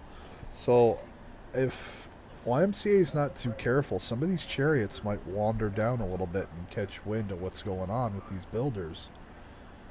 YMCA getting a holy sight of his own setup here. If he's not careful, some of these chariots might start pillaging his stuff. We'll have to see what happens. Look at over here in the west. In the west! He keeps losing horses every turn. That's insane. Crouching Tigers! Crouching Tiger. Yeah. I hope that triple promoted archer. Oh my goodness.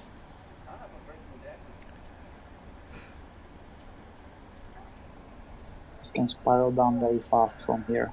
If he's not careful and he doesn't get some appropriate tags, he's just gonna kill him with those crouching tigers. Because remember, in a modded game, they are different than in a vanilla.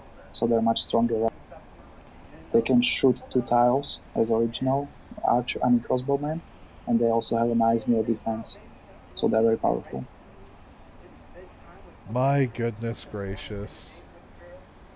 And these players that were kind of the underdogs coming into here, like YMCA and Kirsaku, they're definitely the underdogs compared to the other players, and they're really showing us something today. A couple of builders getting ready to do some awesome chops here for Architect. See what he's got going on. More builders coming out.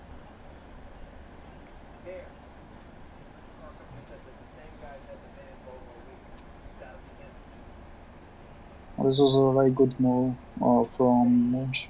He killed 2 units, and Kirsaku didn't react. So I think it's going to be fine for now, but he got 2 crouching tigers behind this. Oh, that triple. Yeah, he's cycling these archers back that are promoted. He's got to kill these off. That one in the west below his capital, that one's fragged. There's no way. That archer will never make it.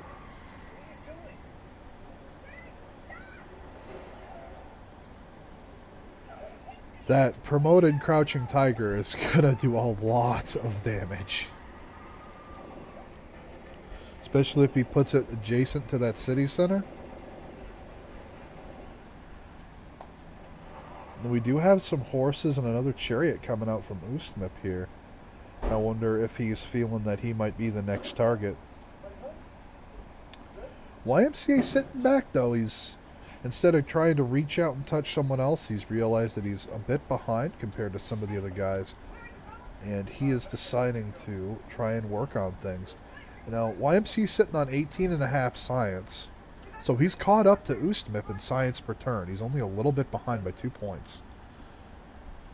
Everyone else, though, is between 12 for Architect, Kirsaku at 18.5. So Kirsaku, even though has been at war this entire time, is keeping up in science with second place, essentially. Wow, and this huge farm layout that Ustmip made results in a 6 wheat tile, 6 wheat tile for. That's nice. And with watermill is going to be +7. He just got Hildegard too. If you're unfamiliar with that, Hildegard grants 50 faith, and the holy site's adjacency bonus from faith also provides science. So in a one city challenge like that, for especially for Russia with the Lavra, it's now providing 4 science a turn, just like it is faith. I must say this is very efficient layout for Ustmip right now. And he got the 4 district ability right now. So I think the next one will be probably commercial zone. I will probably put commercial zone somewhere. Yeah.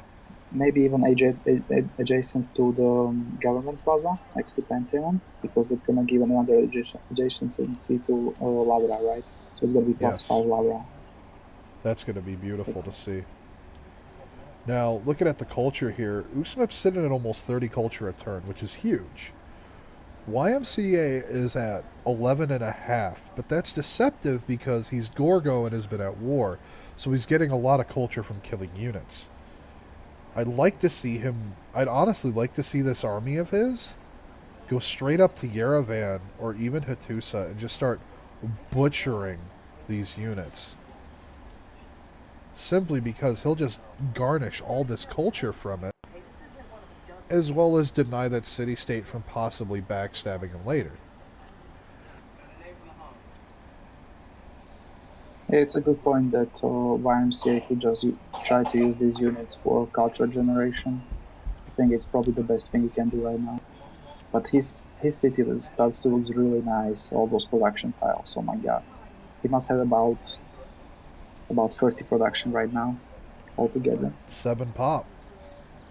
It's beautiful. He could go a theater district, yeah, for sure he should. He has a lot of excess hills. In fact, he could slap it down right here on this grassland hill. Yeah, he must have at least 30 production, depending on trade routes, maybe even more. It's beautiful. Alright, so We have 3 crouching tigers looking at Munch right now. And they're going to be eating that horse next turn if he doesn't move it quick. And Kursaku did get the pyramids as well, which is something we highlighted earlier.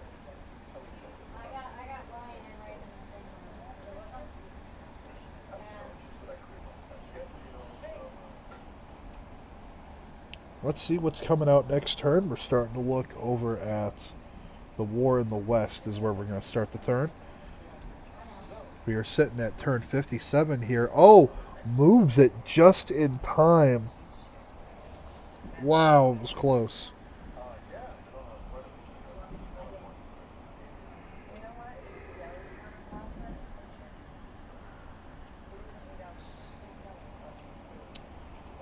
Manages to save Babylon here. Oh, speaking of Babylon, actually, in next turn, Kursaku's going to have Armani there. He's still not going to be able to beat YMCA for suzerain of it. At least not yet. But once he's able to get a trade route into Babylon, that's going to be incredible. And this road from the trade route from Munch to Kursaku has really backfired, enabling these crouching tigers to move very quickly.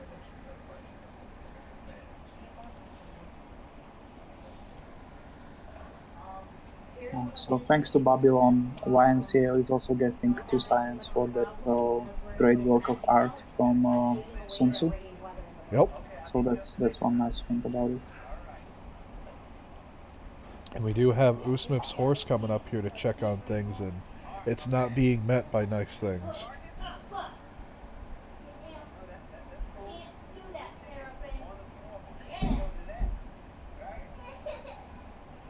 Lots of hit trades coming out across the board. Buenos Aires is fighting Tatusa, and Ustmip is the one controlling Buenos Aires. So he has a ton of extra amenities right now from all of these bonus resources counting as amenities right now.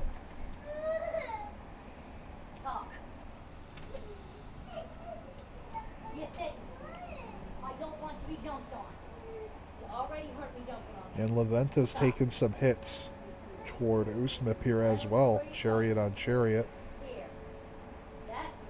Another rider Ovid picked up. He's not going to have anywhere to put a lot of these great riders, though. Next great rider is going to be picked up by Egypt Archetype there. It's the only way these guys are going to get a lot of culture, really, in terms of steady income. But looking at this... Archetype wisely got Apadama, so he will have two slots for the great work of arts. It's going to help him a lot to store it. He's definitely going to need it. And right now it's holding the Odyssey.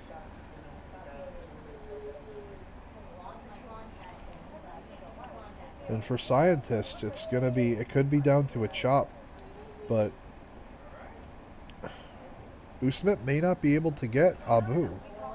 And Abu is an incredible scientist to have with your army just for the extra healing per turn. That plus 20 on the one he's connected to and all adjacent military units. Or if you end up using him, you're going to get that plus 5 healing every turn no matter where your units are. Kabul taking hits on Ustmip as well. This could be dangerous for him. Kabul was taken by Archetype. So now these swords and catapult are taking shots at his units. More chariots coming out. We might see knights in order to defend himself. And speaking of which, Yerevan's taking shots at YMCA as well. And with this, he's just going to be able to farm culture off of that city-state.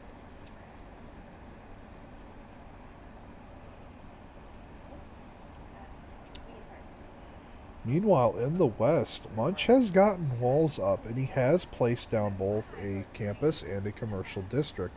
And he's made a nice little triangle out of this. He traded one chariot archer, one horseman for the crouching tiger, so he seems to be able to defend this. But I think it will put both of these players so behind that we're gonna have a problem later. We do have a commercial hub down for Kirsaku as well. So they are hanging in there, so to speak. And looking at science, Ustmip's at 26.5, 23.6 from YMCA, 14.7 from Architect, almost 20 from Kirsaku actually. So, and only 7.4 science a turn from Munch. So Kirsaku really hasn't fallen to irrelevancy here. He's behind in terms of his tile improvements. And his, some of his district placement wasn't at, the absolute best, simply because he's, wanting to keep the 3-1-2 banana plantation. But he is making the most of what he can. He has an 8 science campus right now. Yeah, he's running natural philosophy, so that's fine. And speaking of the culture game, Archetype has caught up to Ustmip in culture per turn. They're both at 27, almost 28. Hey, Eiffel, how's it going? Yeah, we gave up saying YMJY, or, sorry, YJYM, and we went with YMCA because we're familiar with it. Lots of chariots coming out here to defend with for Ustmip. I think he's getting ready in case YMCA shows up so we can go to Knights.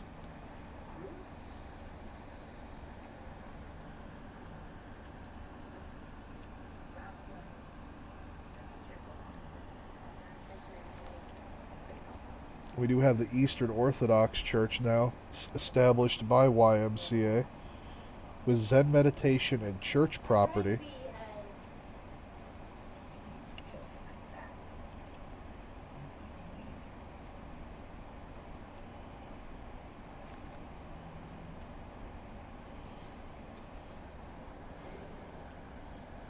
Definitely an interesting game. A lot more war early on than I thought there was going to be. Maybe call him Jim.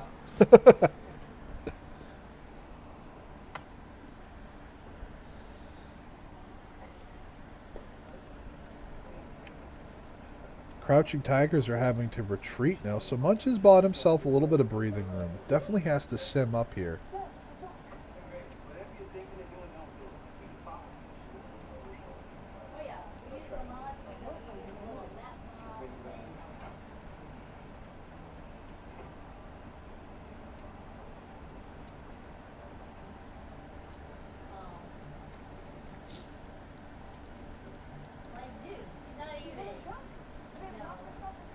So something I've noticed here, oh, well, if you're really worried about it, 3,600 turns, YMCA's capital's going to convert.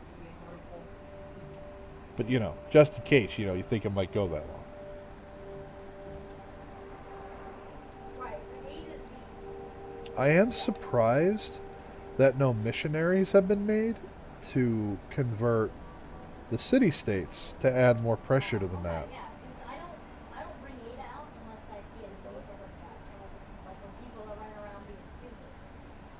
Ustmip could night attack China as well. Yeah, he could.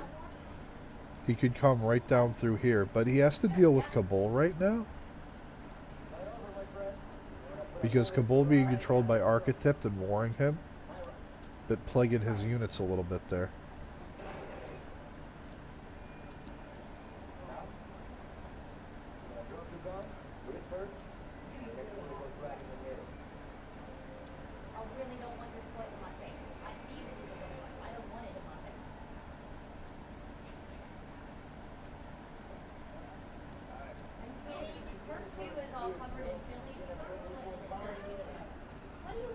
Yeah, I mean, YMCA just sitting back, farming Yerevan's units for the extra culture, getting his improvements down, utilizing Barca there to buffer up his classical era units, his horse and knight there that are defending, and he's just using his other horses out as scouts guarding these passages. Just keeping an eye out for things that might come. It seems that YMCA and Architect piece together, and YMCA is sending a trade route now to Architect. That's going to benefit Architect a lot more than it's going to benefit YMCA. Yeah. I mean, both of them are getting food for this, but I think Archetype also getting gold, right? Well, So, Archetype also gets a bonus for being Egypt. yeah, that's for YMC as well. He's also going to get food from his treasure towards me, I think.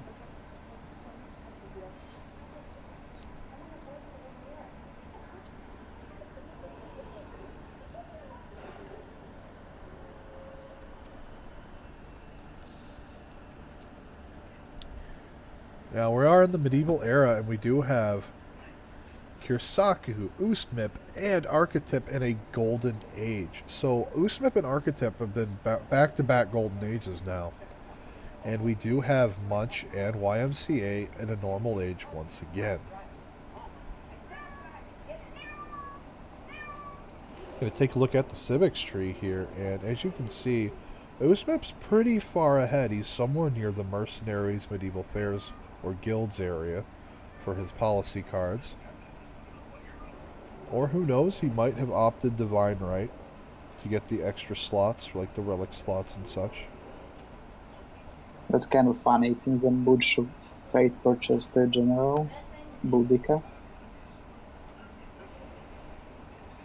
He doesn't have any campaign yet, but he got the classical General. He must have slotted the card for it. Or the card, yeah, that's another possibility. Yeah, he does. If you look at the Great General list, he's getting 2 points a turn. It's from the card. Yeah. Eiffelfeld is going to be the next general, and that's going to be picked up by YMCA more than likely. And loyalty's not really an issue in a One City Challenge map, so seeing its use effect is probably not going to happen. It's probably just going to be kept around for the Renaissance era units that it'll accompany later. You have an archer getting bought out real quick by YMCA, likely to get that city-state quest in. I'm a little confused why Ustmip doesn't buy more builders. He has so many more tiles to improve in his capital. He's already on 12 population. This might bite him later. He has like 1, 2, 3, 4, 5, 6 tiles to improve. I wonder what he's working on. I mean, he does have the theater district up as well, next to the Lavra, the Oracle, and the Government Plaza. And that's generating even more culture. It already has the amphitheater built up, so once he gets to the point where he can unlock the art museum, it's gonna get a lot done. And he's honestly almost there. Definitely going to be the first player to Merchant Republic.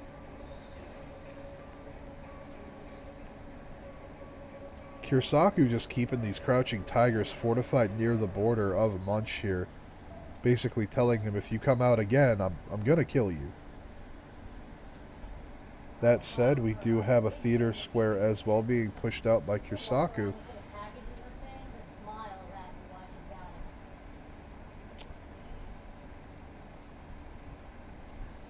There we go. More builders coming out from Munch. He is getting improvements down in order to work on things as well. And that's going to be great. He's going to try and help catch him back up a little bit. I don't think he can recover because his science is so far behind. But we'll have to wait and see.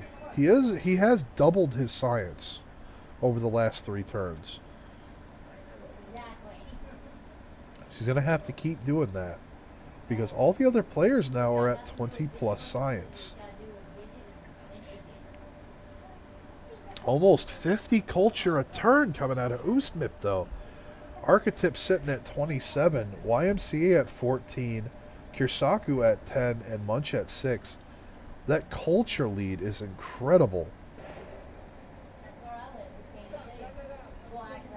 And we do have crossbow and knight upgrades coming out here from Ustmip. Upgrading all his warriors, all his archers. He has 2... Oh, he's upgrading all these chariots.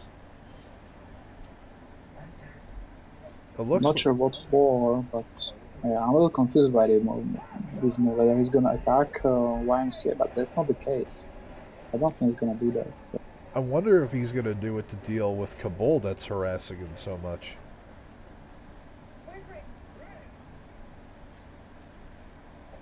Well, right now he's a Suzovit, so I'm not sure he wants to declare on again. There we go. Builder's coming out too at the start of the turn. So Ustmip is getting ready to do something. The question's going to be what? Ustmip going all out on the push. Yeah, you might be right, Yoshi. The question is which way does he want to push? These units move at different speeds, so it's going to be difficult for these crossbows and swords to keep up with these knights.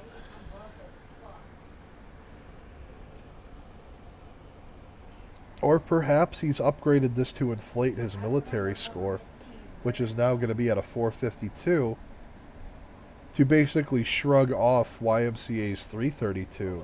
Because it's possible that YMCA, he has these horses fortified. Ustmip knew they were there, and maybe he thought YMCA was gathering for a fight. And because of this, he did this mass upgrade as a show of force, basically saying, I'm already ready for you. If you show up, you're just going to die.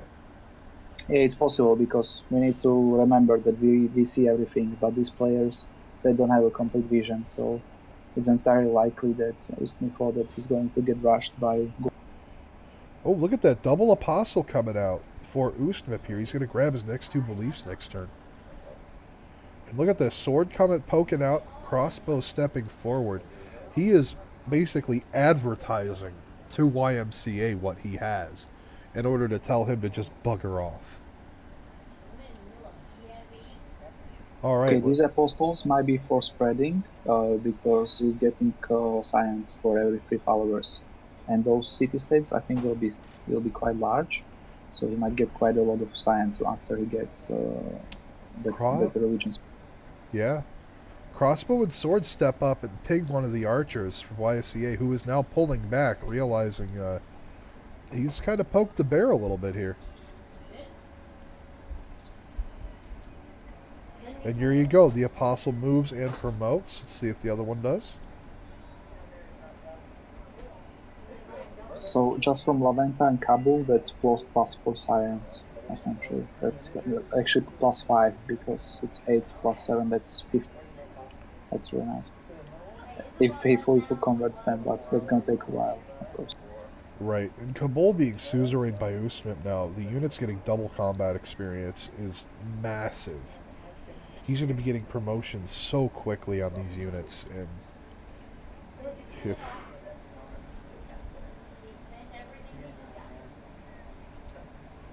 his apostles are choosing any promotion they want instead of random.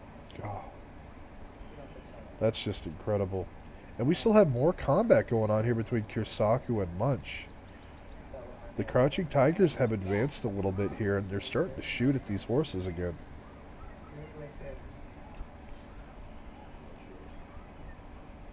Ustmip has 5 CS suzerain. Yes, he does.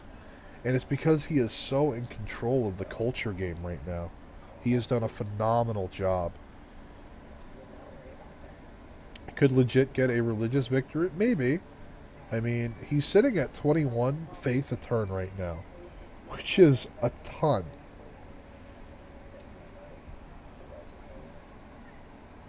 Now, Archetype did convert a second city.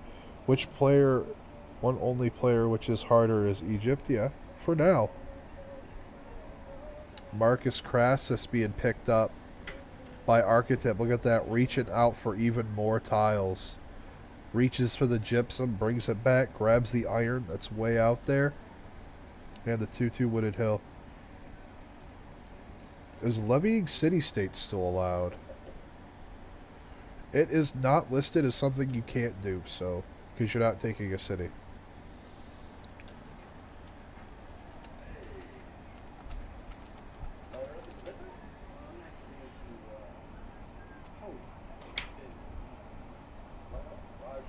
You're not taking their city with the levy, you're just buying their army. That's fine.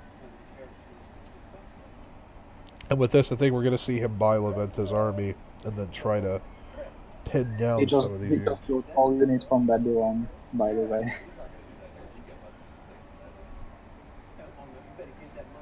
That's quite fun. That's a lot of units, by the way.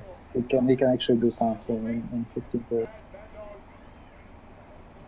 Oh. Goodness.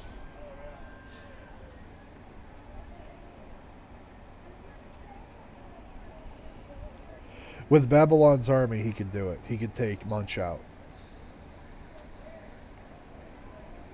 I'm not sure whether you have to still pay upkeep for the revived units or not. I don't think I've ever done that. Kursaku So- takes Abu. He's going to have this insane combat healing now for his troops. Yeah. That's really nice advantage that's going on. Next scientist up for grabs is going to be Isaac Newton. And Ustmip's looking in a good position to get it, but YMCA isn't far off himself. He could buy into some of these extra tiles that are 3 out and chop them in order to chop out a couple of projects. So Newton could go to either of them.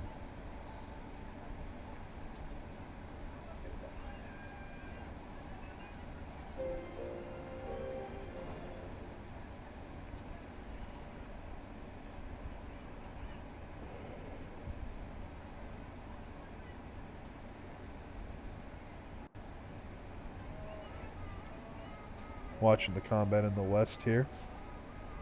Units taking shots. Oof.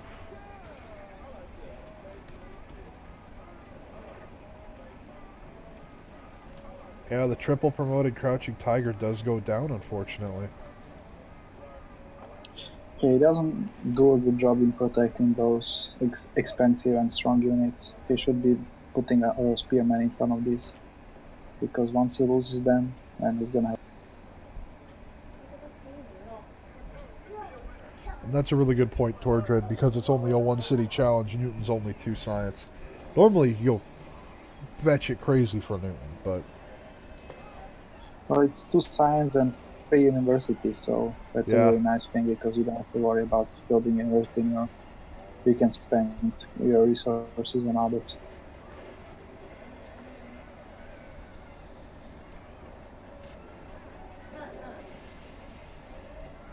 woof. Yep, Knight is escorting this apostle around. Does convert Kabul. So that is going to be adding into the benefits here. Now, he did use the extra apostle, the second one, for another belief. And he has access to Watts now, which is +3 faith and 2 science a turn. So we might see the builders coming out in order to make Watts everywhere.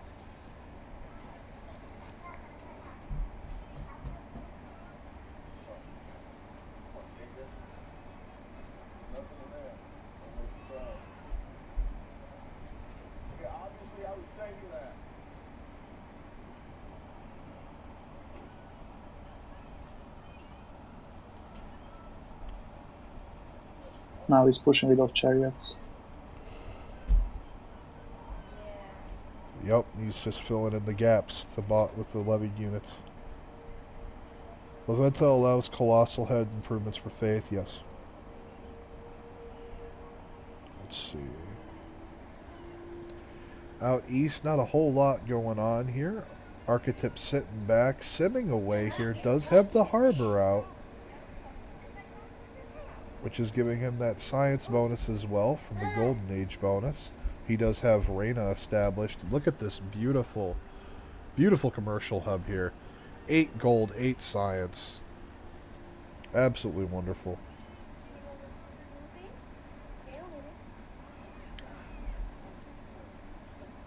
Yeah. This might get Archetype into the game, because Ustmip doesn't have a commercial hub of his own. So he's basically losing 8 science a turn because of this decision. And I'm not sure why, because he has a district placement for this.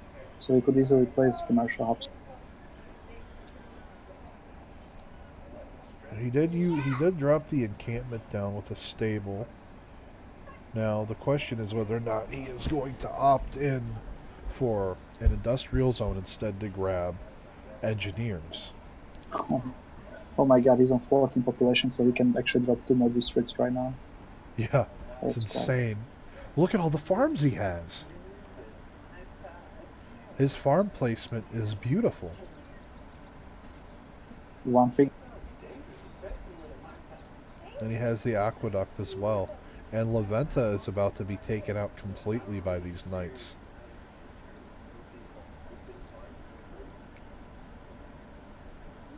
And if he's watching, he's going to pillage that trade route too from YMCA, that free gold.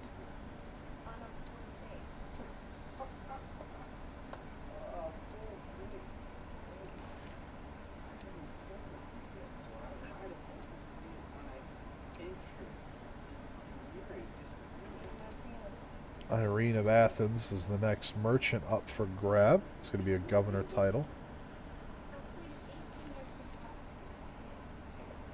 Ustmip should keep the religious CSs alive.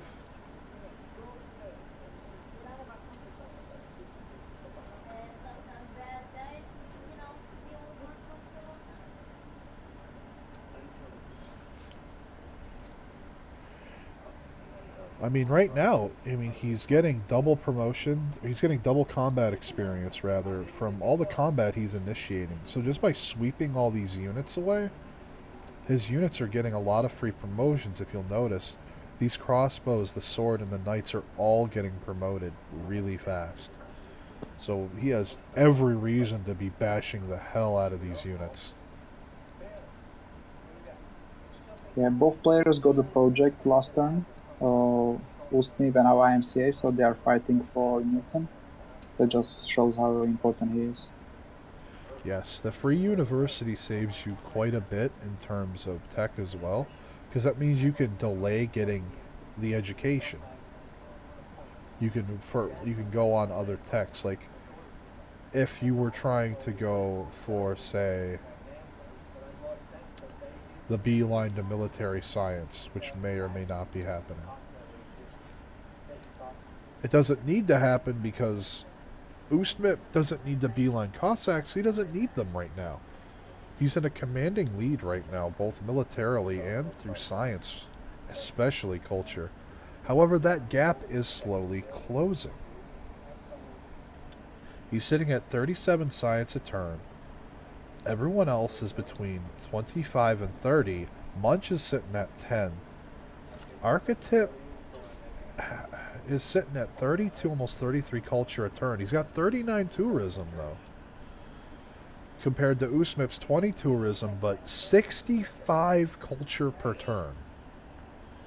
And everyone else is between 5 and 15. It's just a huge difference right now. And of course, Ustmip has a huge control over the faith generation, but YMCA is sitting at 14 faith a turn as well. Now, as you can see here, I pulled up the culture victory screen. There's a long ways to go before anyone's going that route. With that said, La Venta is getting bashed here, so it looks like he's just going to take that extra free builder, raise it, and move on. Oh, I see. So Ustmip got so many people in his capital because he chopped the pasture on the south of his land, and also the wheat on the west of his land. So that's at least something like 2.5 population in his city. But these chops came late, so that's why he managed to get to 15 pop right now. And I think this was a really good play, because he has so many mines now that we can use. Just his land is just insane. And he got Newton. Yes, he did. Next scientist up. Oh, go ahead. Yeah, this looks like a GG for Ustmip at this point. He has so much advantage compared. Oh, the only person that can realistically compare to him is Archetype. And if you compare land of Archetype and Ustmip, I think Ustmip has got this. We'll see this. Campus just now going down for Archetype as well. And the science, being able to keep up in science has been impressive to see, without a campus, no less. But the culture output from Ustmip is absolutely insane. And a lot of pillaging going down as well, as you saw there. He's gaining faith, he gained culture. And he's about to take the city this next turn. And he's also gained 2 builders from this conquest. He's got the one he took over here just south of the crossbowmen. He's going to get another taking the city center.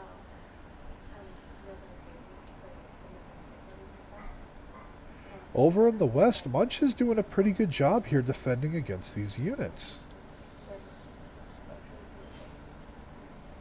Has the encampment up as well with walls with units pouring out. So it's... Oh, here we go.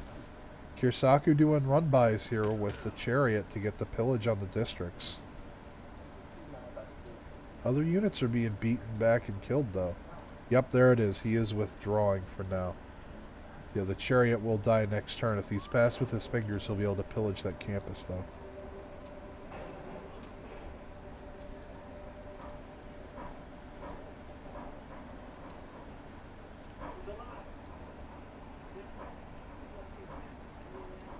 Woof.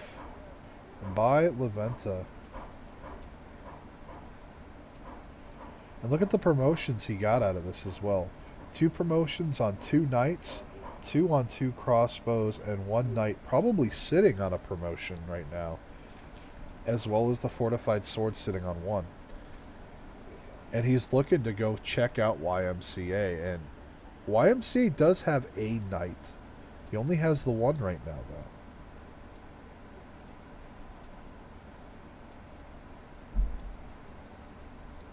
The problem for Ustmip is that he doesn't have a general, whereas YMCA does have a general. So it's gonna be a problem to push.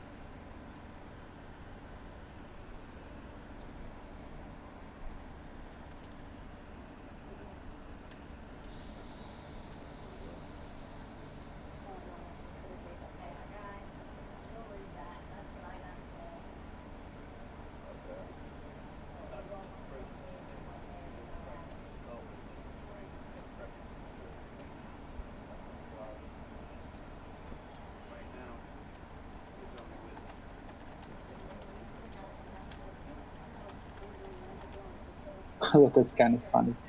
You should probably look at Kirsaku's land. He built a great vault around around his territory and has getting like 10 culture out of it and 10 gold. That's actually not terrible. That's awesome.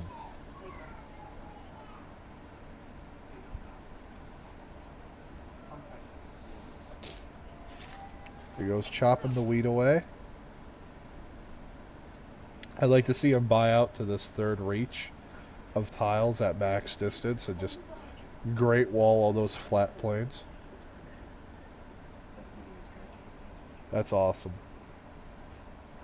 Yeah, that's why probably he chopped that wheat, because he's also getting great wall.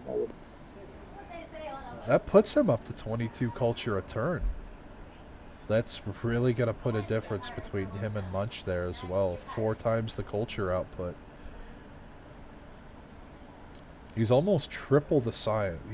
He is triple the science of Munch right now as well. So he's got to be careful there. YMCA starting to fall behind here. He's back down at 18.4 science a turn. However, Architect is keeping up here with Ustmip and science. But again, I keep going back to this culture game where it's 33, 55, 15, 22, and 5. Go on Egypt's culture again? Sure thing. He's sitting at 59 tourism per turn. Whereas Ustmip's at 25, YMCA's at 12, Kirsaku's at 8. But looking over at the culture screen, you might be able to say, hey, going for that culture victory. That's not going to be enough. Because he needs 26 more tourists.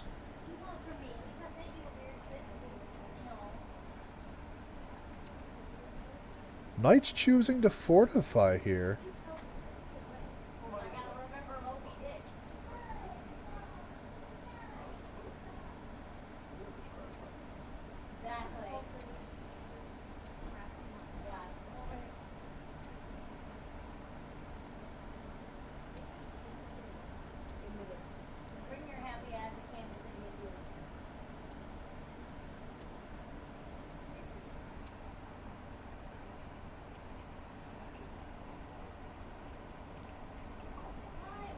No, he's not going to get the culture victory blaze. There's no way. Now these knights are fortifying up and regrouping here, along with the crossbows and the sword. And even with the general, I'm wondering if he's just going to poke out and prod. These knights are both sitting at 2 promotions, so the effect of the general is going to be negated depending on what bonuses he took there. These crossbows are definitely going to do damage. That said, he did leave plenty behind at home. Religion kills culture on this scale? Yeah. Lots of builders coming out here for Kursaku. And look at that, he's buying up these tiles to extend his Great Wall. Making a lot of awesome use of this. That extra culture and gold per turn is going to keep him in this game. Yeah, it's gonna hurt his production, but it's going to help him a lot in gold generation and culture, of course. So maybe it's a good move. I mean, if he's smart about it and he grabs this plains as well next to the builder and the cattle, the stone, he can put one more there. But the rest of these hills, the wooded hill next to the mountain and the rainforest there, those got to be chopped and turned into mines. He can't avoid doing that. He needs the production there. And all these hills that are 3 tiles out, just outside his Great Wall, those got to become mines as well. He needs it.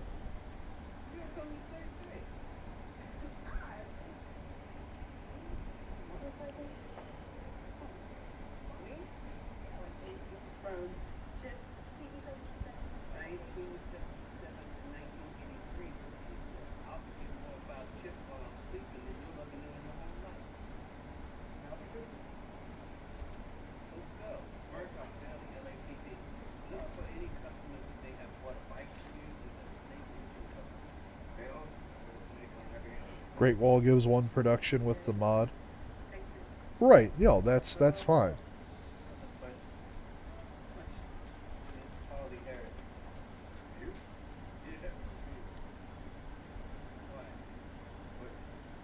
I'm saying from these hills, though, he's going to need those to be mines for the late game, for the long term.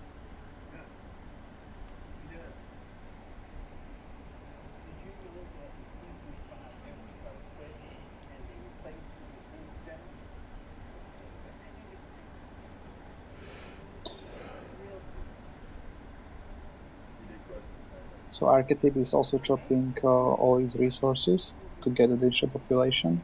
He's now at 14, so he pretty much caught up with population with Ustmip. And he also got some mines up, so his land is not that bad. And he is getting all of the naval wonders that no one else can really grab. Like he has a great lighthouse. One thing they should definitely consider is getting the fisheries up. It's a huge food income, and especially the 5-1 on between the turtles and the fish, right? That would be a really nice tile. And if he gets cartography, that's an extra 2 gold. Yeah.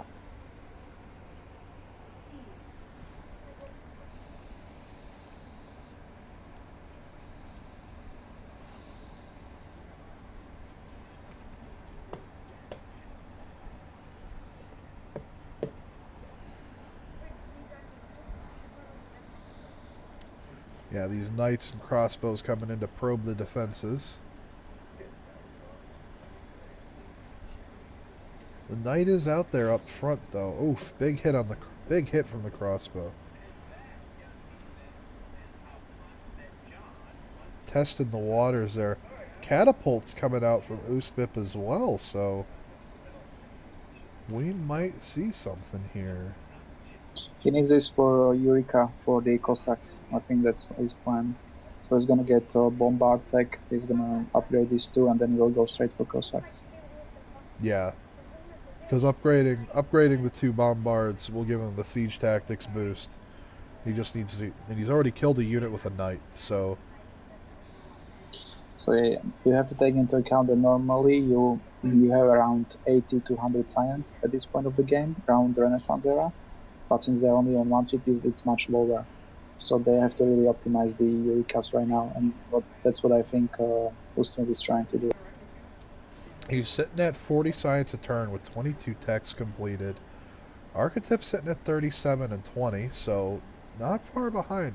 And even YMCA, even though he's only at 27, almost 28 science a turn, he's got 20 techs done as well. So he's holding in there. And the difference hasn't been so great for so long that they're miles behind yet, but it's definitely going to come. And Galileo picked up by YMCA here, and he's going to get that triple mountain use. Now there is a 5 over here if he's seen it, but he's just going to pop it right away. And that's going to really speed up his tech from that, because that was a 750 science point hit. De Châtelet is going to be the next scientist. That's going to be 3 Eurekas from the Renaissance Industrial Era. That's going to be pretty big.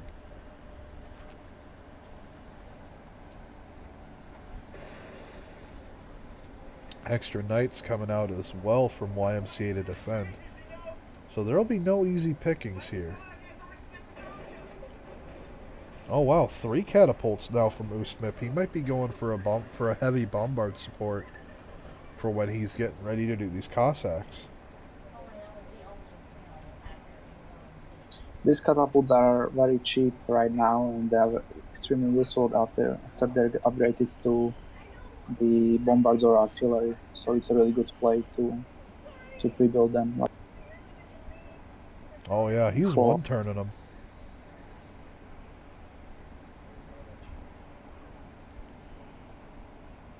Oh my god, he's on 17 population right now. That's insane. Could you imagine if there was a Congo player? Yeah, they would be sick. The Mbanza of like 30 pop. And there we go. One of the knights is retreating here. We might see the rest fall back.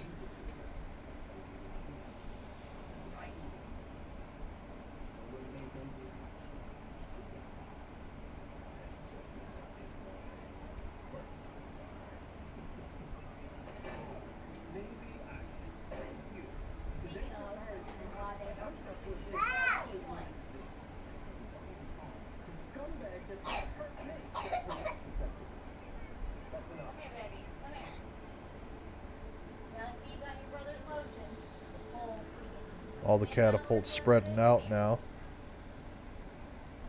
These are going to be scary when they're bombards.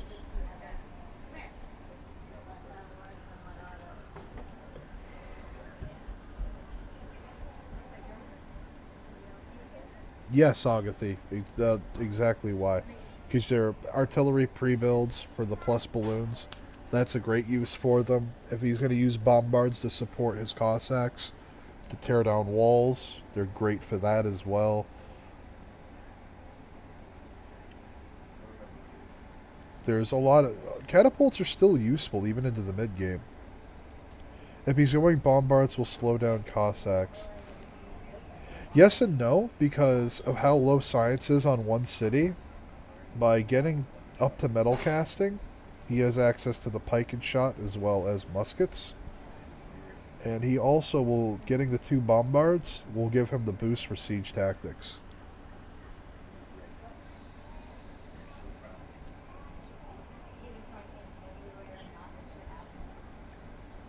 And he's going to need it for when he goes into the Ranger and up to Steel, alongside Combustion. So he's going to have to get it sooner or later.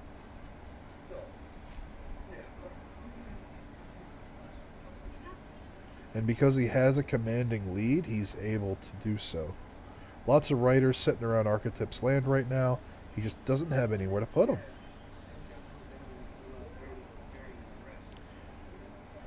A lot of builders for Kursaku still. And looking at Muncher, he's been doing a lot of tile improvements here. Trying to get himself resituated and back in the thick of it.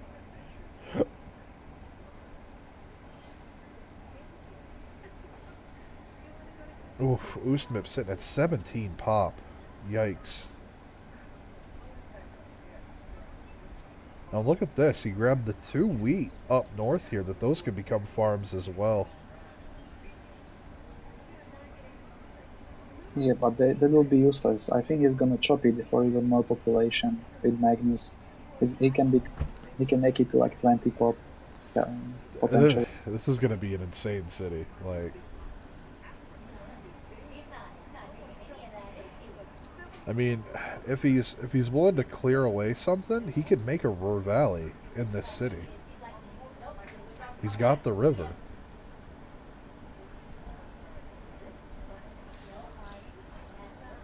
Oh, uh-oh. You got fortified knight on the hill here that's completely surrounded.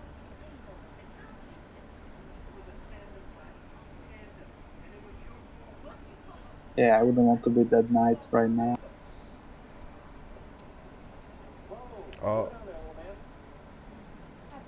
Timur was picked up. We do have a medieval general in the hands of Ustmip now. And that is going to level the playing field.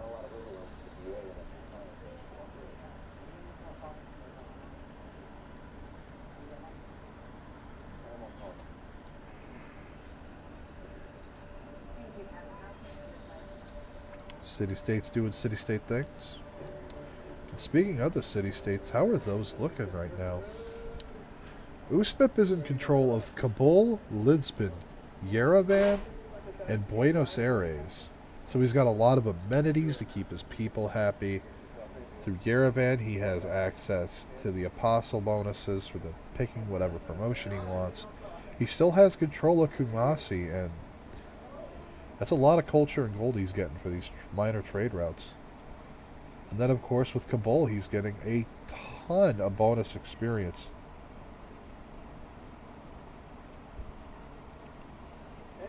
YMCA losing a knight here during all the exchanges. These crossbows are on their 3rd promotion now. That is nothing to scoff at. Now YMCA, on the other hand, he has lost control of all the city-states now. He no longer has Babylon or any of them. Archetype, however, has taken control of Hattusa. Now he's had Hattusa for a while, and he doesn't seem to be getting contested for it yet.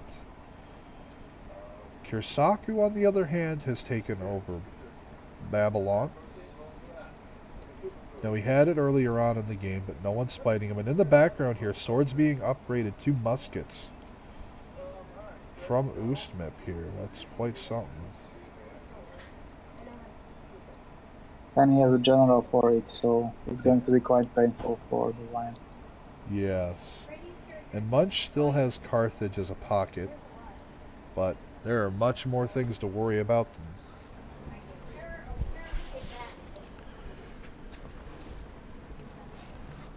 he's just... I'm not too sure I agree with him trading these knights into the sword and lesser knight of YMCA. And I say lesser because, well, his were sitting on 2 promotions, and now they're going to die. Oh, nope, he did promote it in time.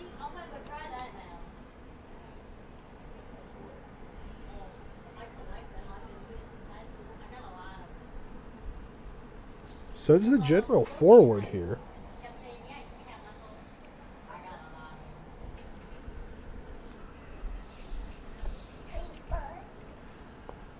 Yeah, if Ruskin would like to push into him, it definitely needs more units than this. It's not enough for taking a city with 51 strength, even if he had less unit. So, yeah, I'm not really sure what Ruskin is trying to achieve here. I mean, hopefully he's not gonna AL himself somehow.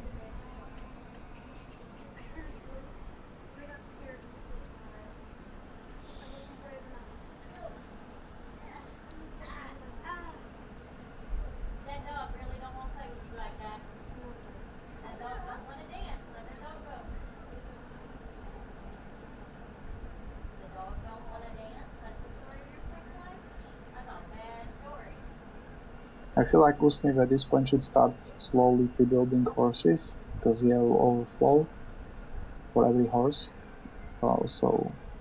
Maybe he could do like 10 horses and then one turn some wonder. Because maybe in like 15, 20 turns he will be on Cossacks. And then if he has like 20 pre-built Cossack, then he's gonna just wipe everyone out of the field board. Ustmip does have an industrial zone down. No one's contesting engineers yet. So that could be really big later.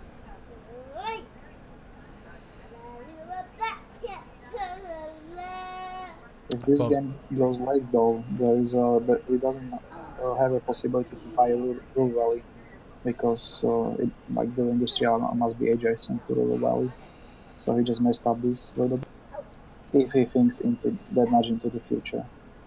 But I think the game will be over sometimes during the Cossacks.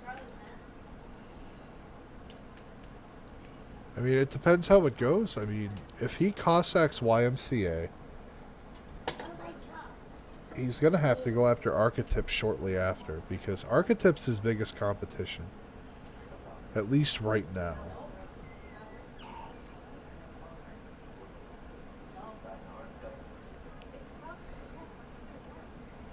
The Colossus is being produced by Archetype as well.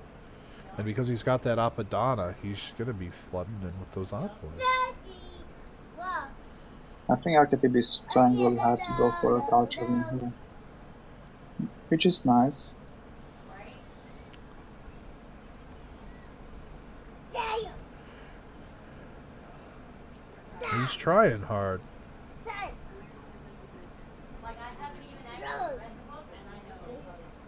Now, Ustmip does have Enlightenment now.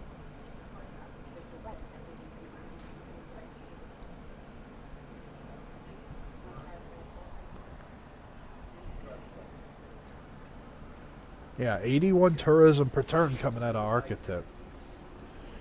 He's sitting at 43 culture a turn, 71, almost 72 from Ustmip though. And remember guys, this is off of One City. You're seeing some numbers out of these guys that are pretty impressive for it. YMCA reaching out here though, sees the musket. That's pretty risky.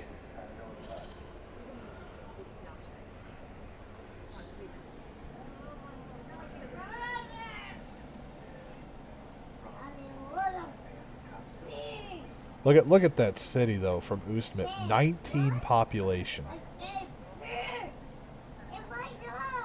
Hey Harambe, how's it going, man?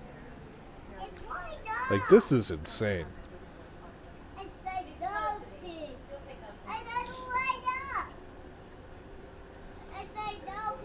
Jeez, Great Wall all the way around from Kursaku. That's just, woof. Lots of culture, lots of gold. Good, how about you? One City Challenge was interesting. It's been pretty awesome, honestly, Harambe. Been a lot of times where we thought people were just outright dead, and they just surprise us. A lot of the underdog players are doing exceptionally well. Nah, Culture Vic isn't going to happen.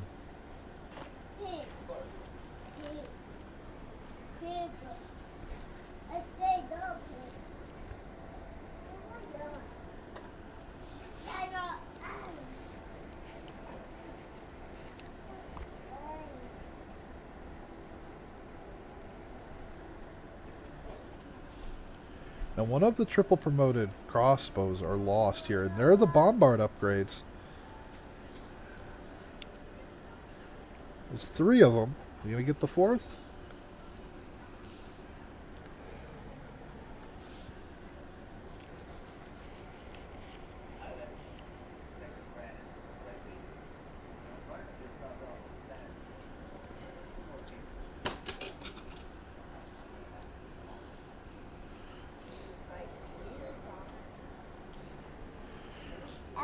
I'd like to remind everyone who's showing up to watch, cheering on your guys' teams from your own communities here, that the underdogs in this match were Kursaku and YMCA, and they're honestly doing exceptionally well.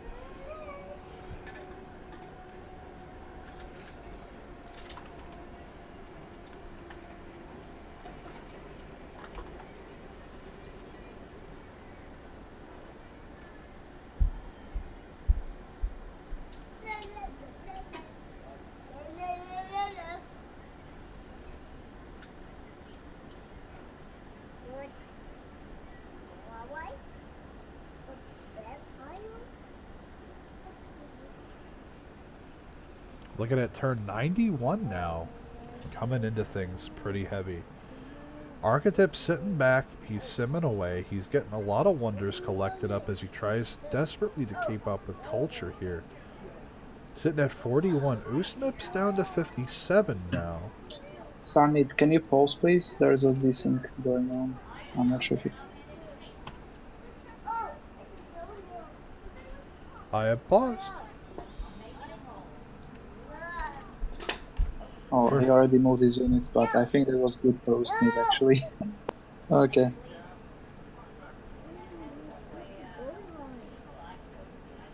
Okay.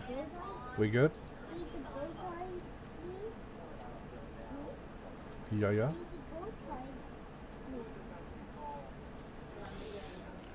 First desync of the game at turn 91. You know, that's not bad. Game stability's come a long way. That's 4. I need 1 from Mr. Professor Doctor Architect.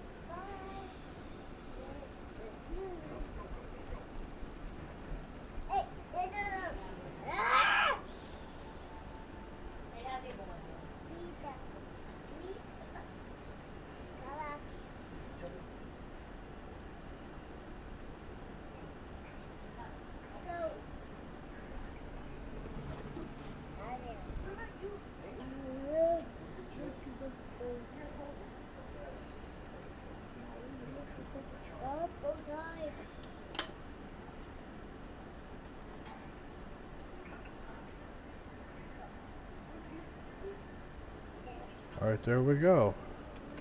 3, 2, 1. And we're back. You know, game stability's come a really long way. And it might sound odd to hear that, but it used to be that you'd have multiple desyncs starting at like turn 5, turn 20, really early, even in small player games. And it's nice to be able to sit down and actually enjoy the game and not have a, let's stare at the load screen over and over again.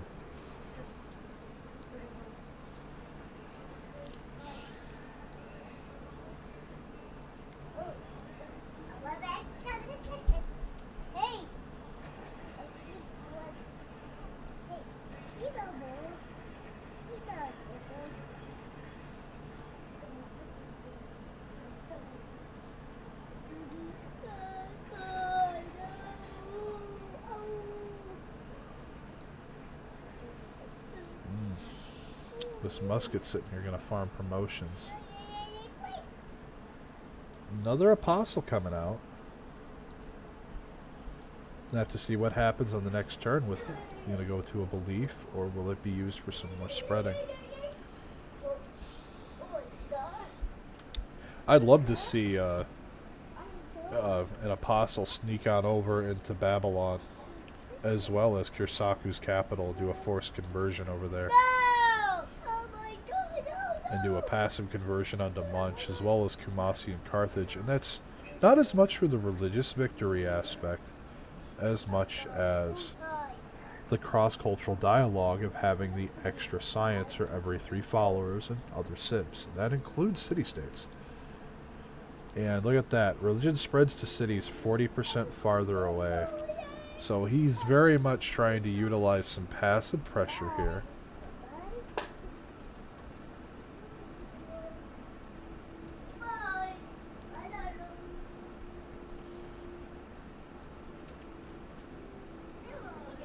Definitely going to make a really big difference in the long term, because passive religious pressure is still a threat. Because all of a sudden, you know, you're in the throes of fighting, and all of a sudden, bam, defeat screen, because you weren't watching.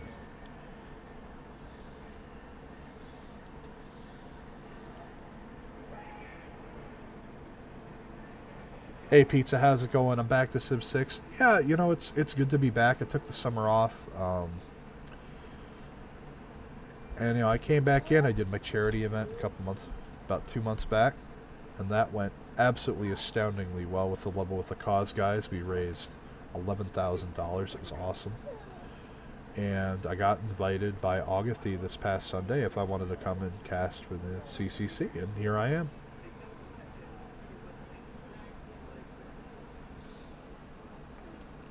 Military engineer coming out for YMCA to see what happens with this, what's going to be done.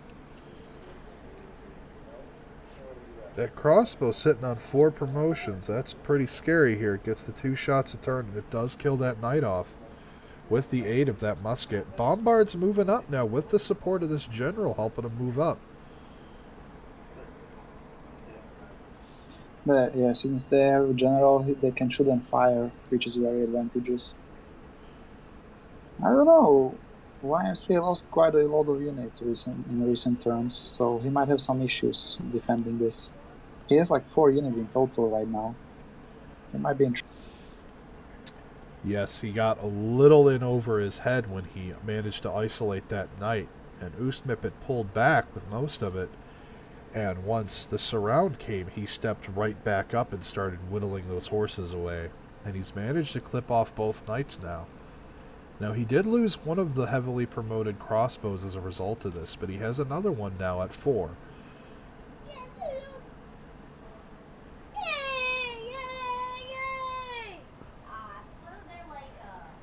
I don't know if you could hear, but my daughter's excited too.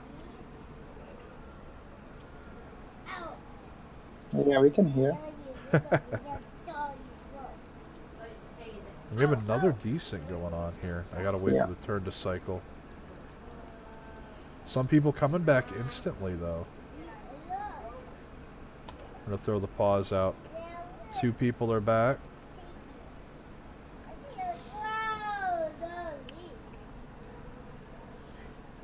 3. You know, the desinks are happening, but they're recovering a lot faster than they used to. Number 4.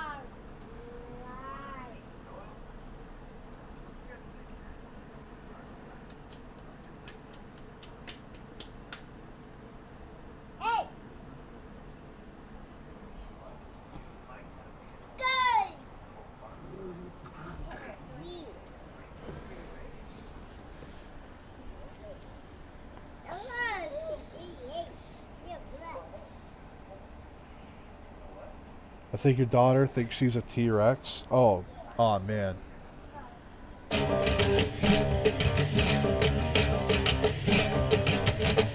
Hey, thanks so much for the follow, man. Hope you're enjoying the matches. It's gonna be awesome.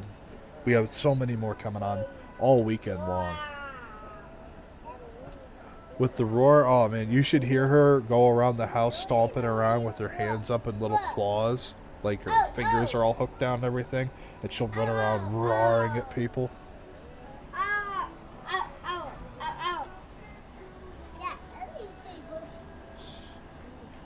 Alright.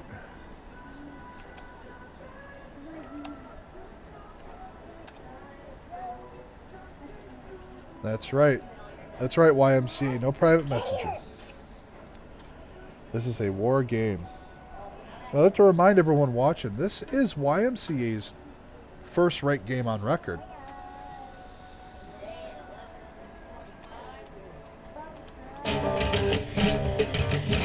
How much science for Russia can you see per turn? Is the readout correct for me? It says 20. It does say 20. Was he That's pumping not too projects this entire time? I'm not sure, honestly. Is it? It's possible. Because at some point he was at 50, right? That's too much of a difference. I'm a little bit confused. He must have been churning out projects.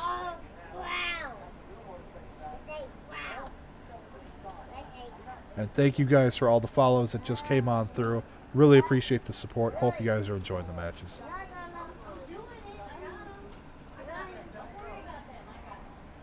What is Archetyp's tourism at right now? 90 per turn, and he's sitting at 41.3 culture per turn. You know what? I know why his science dropped. We have entered the Renaissance era. Taking a look across the board here, we do have YMCA and Ustmip in a normal age, but our remaining 3 players have entered a dark age. They have lost those golden age bonuses that they have held the entire game until now of having all that extra science and culture generated. But that's only +3 science from the commercial hub for Ustmip. I wonder where's the rest. Hmm.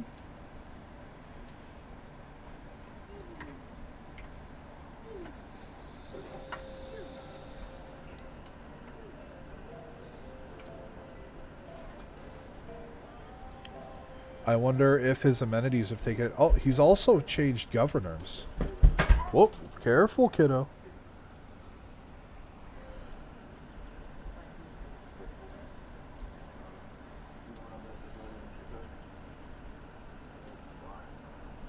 Archetype is 7 out of 42 tourists, but that is an awful lot more to go.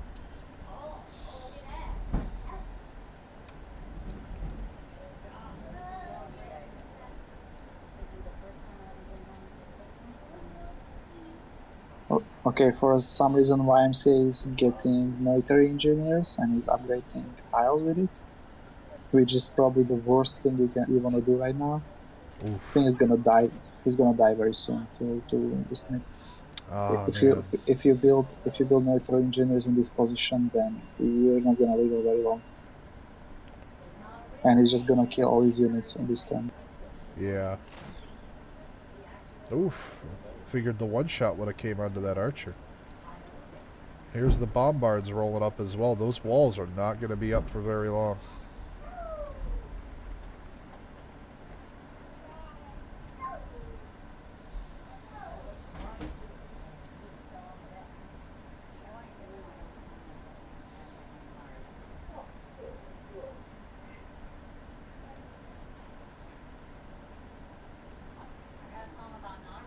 Yeah, I think the escape is going to be gone in like 4 or 5 turns. This is definitely a lot more one-sided for sure. With these bombards rolling up to take out the walls, this is going to crumble. He needs to get units out. We need to see a unit pop out on this turn.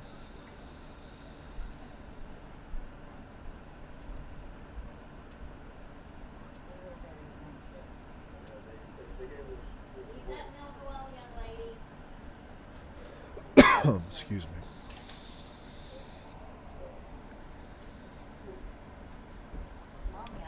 We do have another chain of desyncs coming out, unfortunately. People are coming back in almost instantly. I wonder, is this a conflict with one of the mods?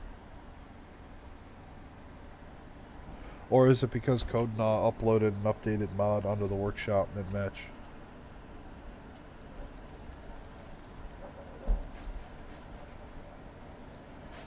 Yep.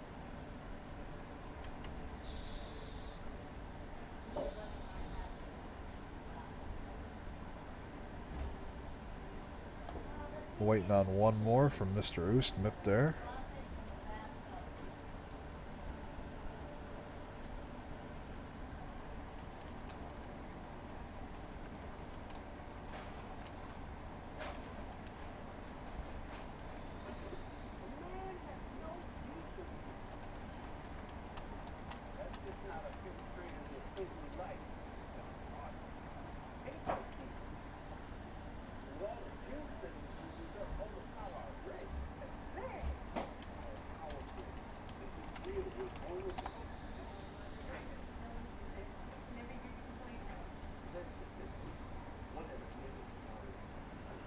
Players are discussing now if they want to do a re-lobby. Just killing a player reset part of the tourist as well. Because of how the mod currently works, Smoky and I aren't registered as players by the game.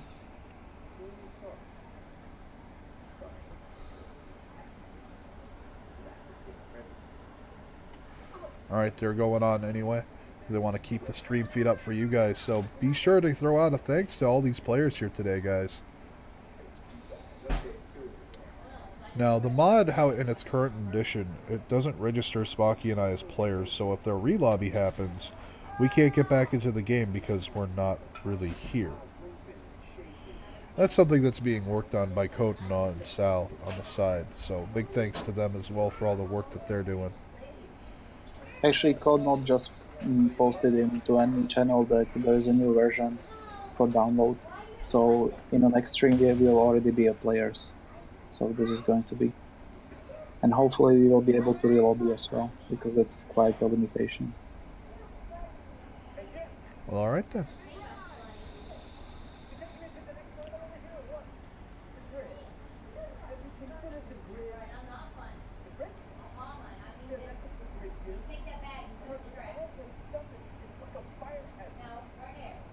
I think that YMCA just gave up on his life in past 7 turns. Yeah, it's looking that way. Ustmip's going to clean sweep over there. And from there, he's probably going to go after Archetype because Kursaku and Munch have kind of been glaring at each other passively now for the last 20 turns.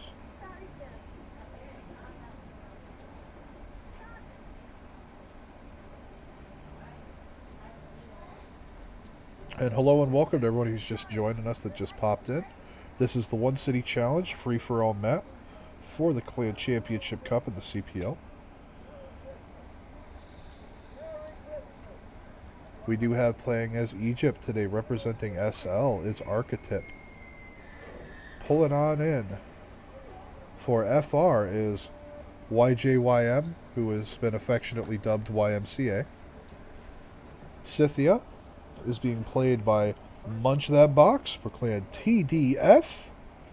Russia being picked up by Casey's Ustmip. And China being played by Kursaku for Scrap.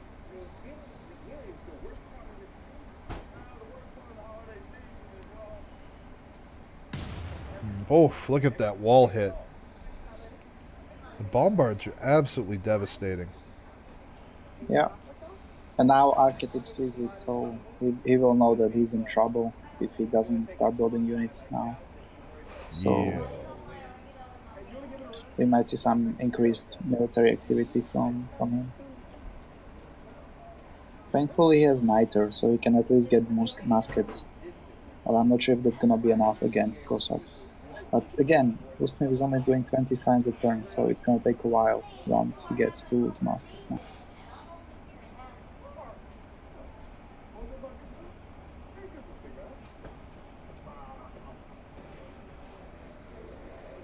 Ustmip needs to turn back on that science machine.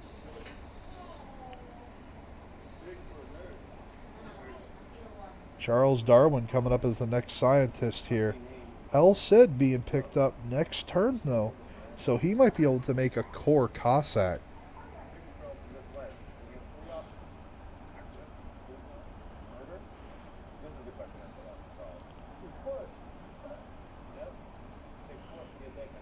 Goodness gracious.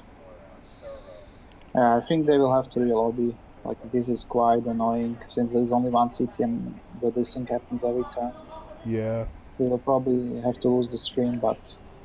It will lose the stream, unfortunately, but...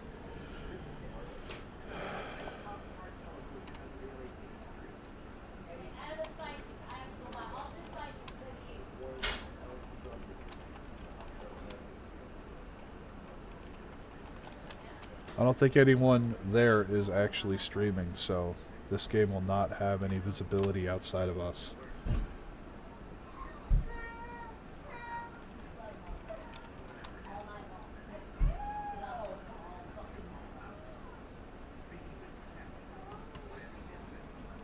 I am going to let the players make their decision on this.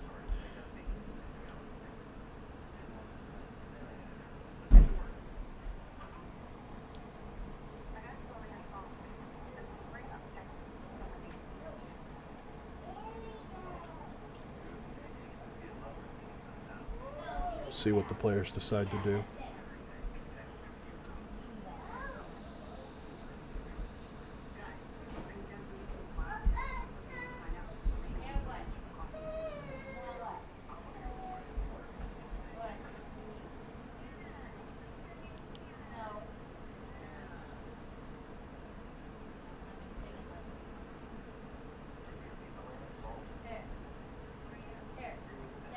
Nah, keep on. Okay.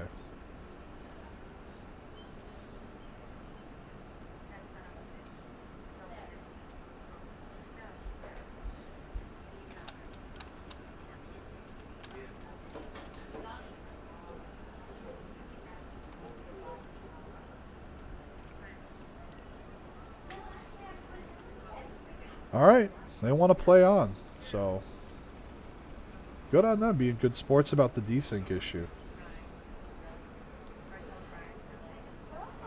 We are going to be dropping one player here in short order because YMCA is just not going to be able to hold against this.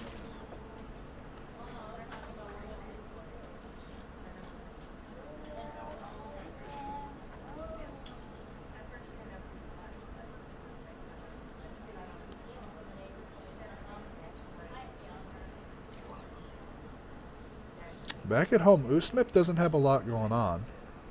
He does have 2 apostles heading up north, though. So he's definitely going to be looking to spread his religion around a little more to take good use of the bonuses he's selected. And there's El Cid right there.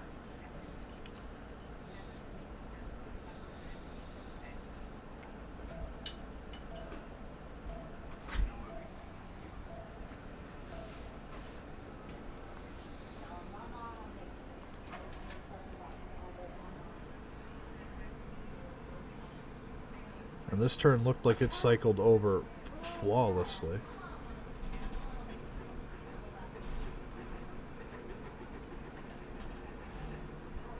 Snake begins to get horses, so he's gonna get ready for Cossacks soon. Yeah, he's got to be gearing up for that right now. Yep, there go the apostles up north. I'm going to make the most of what he's got. I need to be subbed out. Archetype needs a substitute. So we're going to pause here at the top of the turn. So that SL can get another guy in here. The team game is starting soon, yeah.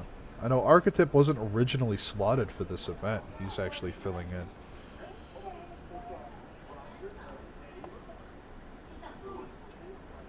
And Archetype refuses to call. He's not going to throw in the towel. He's telling Ustmip, you want it, you're earning it.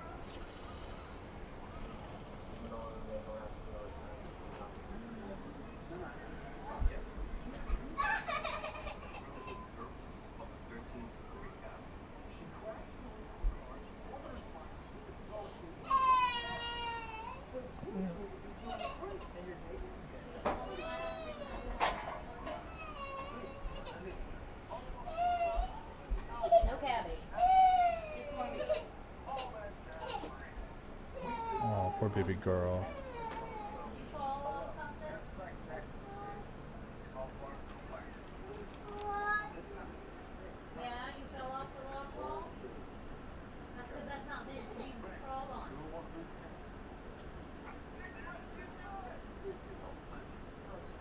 Is it okay to re-lobby with a sub and no streaming?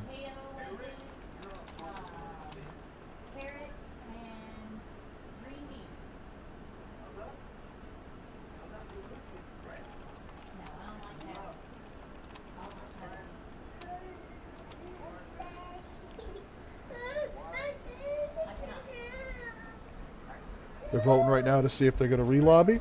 That will kill the stream, unfortunately, if it goes through, so we will see what they decide.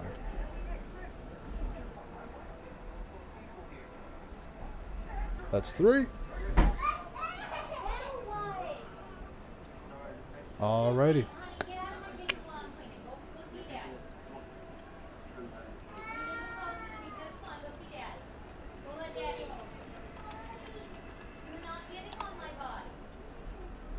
Alright guys, thanks for swinging by. They are going to do a re-lobby, and that's unfortunately going to kill the stream. I hope you guys really enjoyed it for now. As Smoky said, Codenaw did just update it so that if re-lobbies occur, we will be able to keep the stream going. So from matches here on out, that will no longer be an issue. The next match that I will be casting is going to be at 1800 EDT. And for those of you who are not familiar with that, that's going to be in about 3 hours from now, give or take. So I look forward to seeing you guys. Stop by the stream then. I really hope to see you guys there. Thanks for stopping by, and I look forward to seeing you guys next time. Thanks for having me, Sarni. It was fun. Yeah, it was great. Definitely it was more interesting than I anticipated. This classical wars really surprised me. I was expecting no wars at all. Oh, 100%. I was really surprised by how aggressive things got early on.